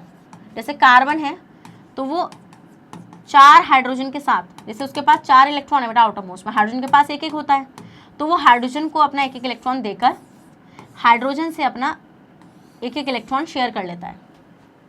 तो इस तरीके से कार्बन आपका स्टेबल हो जाता है। समझ गए वाला पॉइंट? स्क्रीनशॉट लो। बेटा मैंने सारा क्रिस्प आपको समझा दिया है, ठीक है, सारी क्रिस्प चीज़ें मैंने आपको समझा दी हैं। तो वैलेंसी आपको समझ में आ गई बेटा, जो कैपेसिटी है एटम की किसी और एटम के साथ केमिकल बॉन्ड बनाने की, दिस इज कॉल्ड वैलेंसी। ठीक है, समझ में आएंगे वाला पॉइंट आप लोग? यस मैम, ये चीज़ हमें समझ में आ चुकी है। अब हम देखते हैं बेटा दो टाइप की आपकी वैलेंसी होती है, इलेक्ट्रोवैलेंसी एंड कोवैलेंसी। इलेक्ट्रोवैलेंसी क्या होती है बेटा, अगर आपका एलिमेंट जो है वो कंबाइन कर रहा है इलेक्ट्रॉन को लूज या फिर गेन कर, मतलब एक एलिमेंट जो है वो किसी और एलिमेंट से कंबाइन कर रहा है इलेक्ट्रॉन को गेन कर लूज करके बेटा, जिससे कि वो आयोनिक कंपाउंड्स का फॉर्मेशन कर सके बेटा, तो उस वैलेंसी को हम लोग बोलते हैं इलेक्ट्रोवैलेंसी। और इलेक्ट्रोवैलेंसी में हम लोग चार्जेस को भी दिखाते हैं, पॉजिटिव या नेगेटिव चार्जेस को। जैसे हम देखते हैं बेटा यहाँ पे क्या NaCl, तो NaCl आपका एक आयोनिक कंपाउंड है, ठीक है। तो यहाँ पर हम लोग देखेंगे बेटा कि सोडियम जो है, सोडियम की इलेक्ट्रॉनिक कॉन्फिगरेशन क्या होती है बेटा, सोडियम की इलेक्ट्रॉनिक कॉन्फिगरेशन हो जाएगी 281, क्योंकि इसका एटॉमिक नंबर होता है 11। तो हम ये देखते हैं बेटा ये अपने एक इलेक्ट्रॉन को लूज कर देता है ना, ये अपने एक इलेक्ट्रॉन को लूज कर देगा। फिर बेटा अगर मैं बात करूँगी क्लोरीन की, तो क्लोरीन की जो इलेक्ट्रॉनिक कॉन्फिगरेशन वो होती है बेटा 287, तो वो जो आपका क्लोरीन है वो एक इलेक्ट्रॉन को एक्सेप्ट कर लेगा। तो हम ये देखते हैं बेटा ये इलेक्ट्रॉन को लूज कर रहा है अपने, तो इसके ऊपर क्या आएगा बेटा, पॉजिटिव चार्ज आएगा, मतलब कि इसकी वैलेंसी हो जाएगी 1+। और आपका क्लोरीन जो है वो एक इलेक्ट्रॉन को एक्सेप्ट कर रहा है बेटा। नॉर्मल एटम के पास नंबर ऑफ प्रोटॉन और नंबर ऑफ इलेक्ट्रॉन इक्वल होते हैं, ठीक है। तो इस केस में बेटा इसकी वैलेंसी हो जाएगी 1-, कितनी बेटा, 1-। डन, समझ में आ गया इतना पॉइंट आप लोगों को? Yes ma'am. तो this is electrovalency, 1+, 1- is the electrovalency here. Next आते हैं बेटा आपकी क्या, कोवैलेंसी। कोवैलेंसी क्या होती है बेटा, जब आपके एलिमेंट्स जो होते हैं वो इलेक्ट्रॉन्स को शेयर करते हैं दूसरे एलिमेंट्स के साथ, जिससे कि वो क्या बना सके बेटा, कोवैलेंट कंपाउंड्स का फॉर्मेशन कर सकें, तो उसकी वैलेंसी को हम क्या बोलते हैं, कोवैलेंसी। कोवैलेंसी में कभी भी बेटा हम ये देखते हैं कि पॉजिटिव और नेगेटिव आप नहीं लिखते। जैसे कि हम एग्जांपल लेते हैं बेटा यहाँ पे किसका, H2 का, तो H2 एक कोवैलेंट कंपाउंड होता है, जिसमें हम देखते हैं हाइड्रोजन अपना एक इलेक्ट्रॉन, मतलब दोनों हाइड्रोजन अपने अपने एक इलेक्ट्रॉन को शेयर करते हैं, तो इसका मतलब हम बोलते हैं कि हाइड्रोजन की वैलेंसी यहाँ पे 1 है। वैलेंसी होती है combining capacity of the element, तो यहाँ पे अपने एक इलेक्ट्रॉन कंबाइन कर पा रहा है, इसलिए इसकी वैलेंसी 1 है। Done, yes ma'am. तो इलेक्ट्रोवैलेंसी भी आपने सीख लिया मेरे साथ बेटा, और आपने मेरे साथ कोवैलेंसी भी सीख लिया। अब आते हैं बेटा आइसोटॉप्स। आइसोटॉप्स क्या होते हैं बेटा, देखो आइसोटॉप्स आपके होते हैं जिनका सेम क्या होता है बेटा, जिनका सेम एटॉमिक नंबर होता है बट डिफरेंट मास नंबर होता है। क्या बेटा, डिफरेंट आपका मास नंबर होता है। समझ गए वाला पॉइंट आप लोग, बताइए, समझ गए वाला पॉइंट आप लोग? हाँ जी। आइसोटॉप्स आपको समझ में आया, नहीं समझ में आया, जल्दी से बताइए। हाँ, तो बेटा आपको समझ में आया, same atomic number but different mass number यहाँ पे आपका देखने के लिए हमें मिल जाता है। तो हम यहाँ पे क्या देखते हैं बेटा, हम लोग यहाँ पे ये चीज़ ऑब्जर्व करते हैं, क्या ऑब्जर्व करते हैं हम लोग, ये ऑब्जर्व करते हैं बेटू कि आपका, जैसे कि मैं एग्जाम्पल लेती हूँ 2 आइसोटॉप क्लोरीन के, ठीक है। तो क्लोरीन के 2 आइसोटॉप होते हैं बेटा, एक होता है 35 वाला और एक होता है 37 वाला। तो देखो सेम एटॉमिक नंबर का मतलब तो ये हो गया कि भाई यहाँ पे नंबर ऑफ प्रोटॉन्स क्या है बेटा, नंबर ऑफ प्रोटॉन्स आपके इक्वल हैं। कितने नंबर ऑफ प्रोटॉन बेटा, नंबर ऑफ प्रोटॉन तो दोनों के पास इक्वल है, बट क्या चीज़ डिफर कर रही है बेटा यहाँ पे आपकी जो चीज़ डिफर कर रही है वो है आपकी क्या, नंबर ऑफ न्यूट्रॉन। क्या चीज़ डिफर करती है बेटा यहाँ पे आपकी नंबर ऑफ न्यूट्रॉन डिफर कर जाते हैं, नंबर ऑफ न्यूट्रॉन आपके डिफर यहाँ पे कर जाते हैं। समझ गए वाला पॉइंट या नहीं समझ गए, जल्दी से बताइए, समझ गए? Yes ma'am. जैसे हम देखते हैं बेटा कि क्लोरीन के पास एटॉमिक नंबर होता है 17। एटॉमिक नंबर कितना होता है बेटा, एटॉमिक नंबर होता है 17। तो अगर एटॉमिक नंबर यहाँ पे आपका 17 होता है, तो हम यहाँ पे क्या चीज़ ऑब्जर्व करते हैं बेटा कि अगर मैं मास नंबर की बात करूँगी, किसकी बात करूँगी बेटू, अगर मैं मास नंबर की बात करूँगी तो वो डिफरेंट हो जाएगा। कैसे? क्योंकि हम ये देखते हैं बेटा कि कुछ क्लोरीन के एटम्स होते हैं बेटा जिनके पास 18 न्यूट्रॉन होते हैं, कुछ होते हैं बेटा जिनके पास 20 न्यूट्रॉन होते हैं। तो जिनके पास 18 न्यूट्रॉन होते हैं बेटा, उनका एटॉमिक नंबर कितना हो जाएगा बेटा, उनका एटॉमिक नंबर हो जाएगा 18 + 17 मतलब कि 35। और जिनके पास बेटा 20 न्यूट्रॉन होंगे बेटा, उनके पास एटॉमिक नंबर कितना हो जाएगा बेटा, 37। समझ गए वाला पॉइंट या नहीं समझ गए, बताओ, समझ गए नहीं समझ गए, समझ गए ना वाला पॉइंट आप लोग? Yes ma'am. तो स्क्रीनशॉट लो, स्क्रीनशॉट ले लो बेटा जल्दी से, ठीक है। चलो, तो अब इस तरीके से बेटा आप मल्टीपल आइसोटॉप्स बना सकते हैं, मैंने पूरा आपको करा दिया है, ठीक है। तो ये आपने देखा बेटा यहाँ पे, जैसे आप देखते हैं कि यहाँ पे हाइड्रोजन के 3 आइसोटॉप होते हैं आपके पास। नॉर्मल हाइड्रोजन जो आपका ऑर्डिनरी हाइड्रोजन होता है, सेकंड आपका जो आइसोटॉप होता है हैवी हाइड्रोजन, हम उसको बोलते हैं ड्यूटेरियम, और जो आपका थर्ड वाला होता है उसको हम लोग बोलते हैं बेटा ट्रिटियम। चलो नेक्स्ट बेटा, कार्बन के 3 आइसोटॉप्स हमें देखने को मिलते हैं 12, 13, 14। फिर बेटा ऑक्सीजन के 3 आइसोटॉप हमें देखने के लिए मिलते हैं 16, 17, 18। नियॉन के भी 3 देखने के लिए मिलते हैं बेटा, ठीक है। हम ये देखते हैं बेटा कि जितने भी आपके आइसोटॉप्स होते हैं उनकी आइडेंटिकल केमिकल प्रॉपर्टीज होती हैं बेटा। क्या आइडेंटिकल केमिकल प्रॉपर्टीज होती हैं? क्योंकि बेटा हम ये देखते हैं जो केमिकल प्रॉपर्टीज होती है वो कभी भी नंबर ऑफ न्यूट्रॉन्स पर डिपेंड नहीं करती है, वो डिपेंड करती है नंबर ऑफ प्रोटॉन्स पर और नंबर ऑफ इलेक्ट्रॉन्स पर। और यहाँ पे नंबर ऑफ प्रोटॉन और नंबर ऑफ इलेक्ट्रॉन आइसोटॉप्स में आपके इक्वल रहते हैं, इसलिए केमिकल प्रॉपर्टीज सेम रहती है। समझ गए वाला पॉइंट? Yes ma'am. नेक्स्ट बेटा हम देखेंगे अगर फिजिकल प्रॉपर्टीज, तो फिजिकल प्रॉपर्टीज डिफर करती है इन आइसोटॉप्स की, क्योंकि बेटा फिजिकल प्रॉपर्टीज जो होती है वो डिपेंड करती है मास ऑफ द एटम्स पर, और यहाँ पर तो मास ही डिफरेंट है ना, यहाँ पर तो आपका मास ही डिफरेंट होता है, ठीक है, तो स्लाइटली मास डिफरेंट होता है, इसलिए आपकी ये वो डिफर करती है। अब नेक्स्ट चीज़ बेटा आपने देखा होगा कि आप जो क्लोरीन का एटॉमिक मास लिखते हैं वो आप लिखते हैं 35.5, कितना लिखते हैं बेटा 35.5 लिखते हैं। तो आप ये 35.5 क्यों लिख रहे हैं, मतलब कि हम ये देखते हैं कि फ्रैक्शन एटॉमिक मास क्यों होता है एलिमेंट्स का, क्या रीज़न है ऐसे एटॉमिक मास होने का। बेटा ऐसा एटॉमिक मास होने का रीज़न होता है बेटा क्या आपका रेडियो मतलब कि सॉरी आइसोटॉप्स का होना, ठीक है, आइसोटॉप्स का एग्जिस्ट करना। क्या बेटू आपके जो आइसोटॉप्स होते हैं बेटा वो एग्जिस्ट करते हैं, इनके एग्जिस्ट करने की वजह से हम लोग यहाँ पे क्या चीज़ ऑब्जर्व करते हैं, इनके एग्जिस्ट करने की वजह से हम लोग यहाँ पे ये चीज़ ऑब्जर्व करते हैं बेटा कि आपका फ्रैक्शनल एटॉमिक मास प्रेजेंट होता है। जैसे कि आप निकालते कैसे, जैसे आपको पता है बेटा क्लोरीन का एग्जाम्पल लेते हैं, ठीक है, क्लोरीन का आपके दो आइसोटॉप एग्जिस्ट कर रहे हैं 35 और 37, ठीक है, क्लोरीन 35 एंड क्लोरीन 37 आपके यहाँ पे एग्जिस्ट करते हैं। तो हम यहाँ पे ये चीज़ ऑब्जर्व करते हैं बेटा क्या, हम लोग यहाँ पे ये चीज़ ऑब्जर्व करते हैं कि जो भाई आपका क्लोरीन 35 है और क्लोरीन 37 है, तो हम देखते हैं 75%, तो आपका जो क्लोरीन 35 वाला एटम है आइसोटॉप है वो नेचर में मिलता है, और 25% आपका बेटा क्लोरीन 37 वाला आइसोटॉप मिलता है। तो बेसिकली अगर मैं यहाँ से एवरेज एटॉमिक मास निकालूंगी बेटा, एवरेज एटॉमिक मास, तो हम कैसे निकालेंगे बेटा 75% ऑफ 35 वाला, ठीक है, कैसे निकालेंगे बेटा हम लोग यहाँ पे निकालेंगे इसको 75% ऑफ 35 वाला एंड 25% ऑफ 37 वाला। तो इसका मतलब ये हो जाएगा आपका 75% ऑफ 35 का मतलब क्या हो जाएगा 35 इंटू 75/100 प्लस 37 इंटू कितना हो जाएगा बस 25/100, ठीक है, यस मैम। तो हम यहाँ पे क्या करेंगे बेटा इसके आप मल्टीप्लाई करोगे तो कितना आएगा बेटा, मल्टीप्लाई होने के बाद 35 इंटू 75 करके देख लो यार, यहाँ पे होगा 2625, कितना आएगा बेटा 2625/100 प्लस इसकी मल्टीप्लाई करेंगे तो ये कितना आएगा बेटा, ये आपका आएगा 925/100।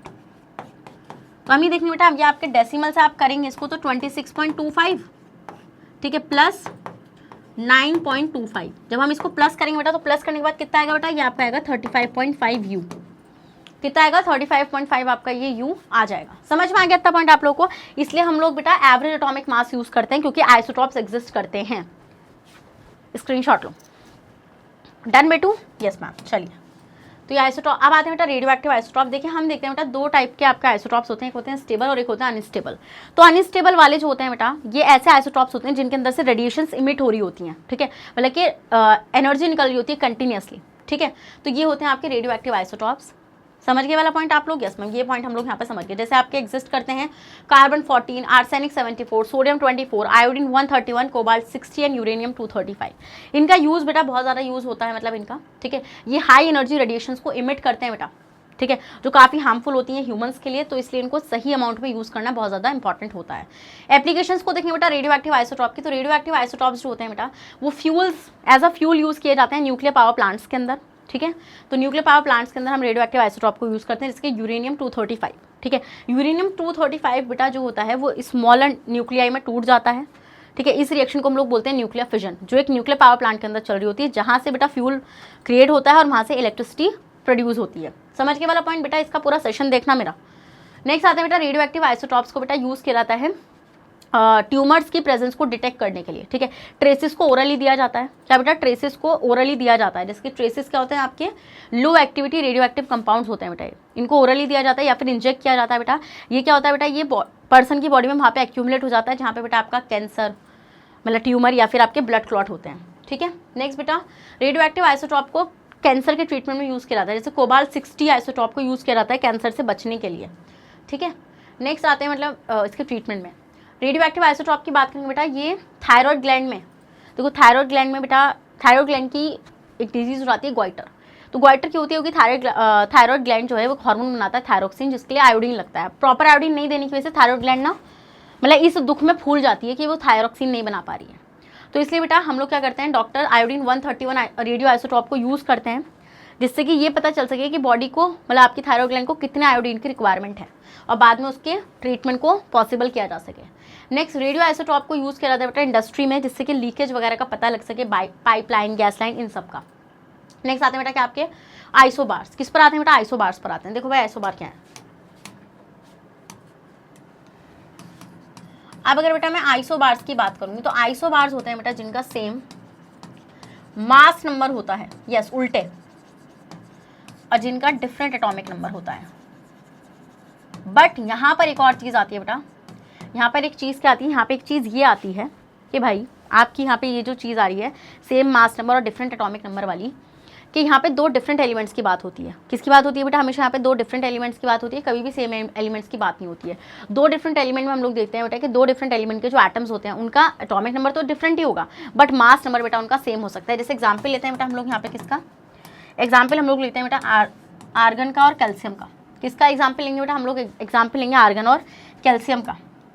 समझिए वाला पॉइंट, आर्गन का एटॉमिक नंबर कितना होता है 18, कैल्शियम का एटॉमिक नंबर कितना होता है 20, तो इसका एटॉमिक मास होता है 40, इसका भी एटॉमिक मास होता है 40। हम ये देखते हैं बेटा यहाँ पर आपका कि भैया नंबर ऑफ प्रोटॉन्स तो अलग हैं दोनों के, नंबर ऑफ प्रोटॉन्स तो दोनों के अलग हैं, ठीक है। तो यहाँ पे क्या चीज़ डिफर कर जाती है बेटा, हम लोग यहाँ पे ये चीज़ देखते हैं। पहले आप इतने का स्क्रीनशॉट लो, समझ हम ये देखते हैं बेटा having different atomic number but same mass number.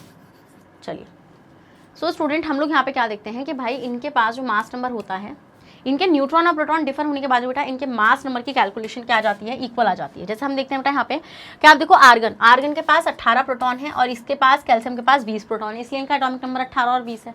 अब अगर मैं न्यूट्रॉन की बात करूँ, न्यूट्रॉन आपको निकालने आते हैं ना बेटा, न्यूट्रॉन हम लोग कैसे निकालते हैं बेटा, मास नंबर किसके इक्वल होता है, न्यूट्रॉन प्लस प्रोटॉन के। तो अगर आप मास नंबर में से प्रोटॉन को माइनस कर दोगे तो आपको नंबर ऑफ न्यूट्रॉन मिल जाएगा।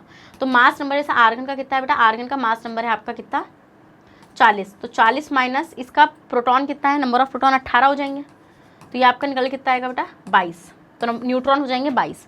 तो जब हम न्यूट्रॉन और प्रोटॉन को प्लस करेंगे तो मास नंबर आएगा 40। ऐसी कैल्शियम का करेंगे बेटा, कैल्शियम में अगर मैं न्यूट्रॉन निकालूंगी तो 40 माइनस 20 तो आएगा आपका 20, और 20 प्लस 20 कितना हो जाएगा बेटा आपका 40। तो ये होते हैं बेटा कि आपके आइसो बार्स, क्या होते हैं बेटा ये आपके आइसो बार्स होते हैं। This is all about for this session. खत्म CCR। तो आप बोलेंगे मैम खत्म कर दिया, हाँ बेटा केमिस्ट्री भी खत्म कर दिया। आज बहुत ज़्यादा खुशी हो रही है कि आप लोगों की केमिस्ट्री भी खत्म हो चुकी है।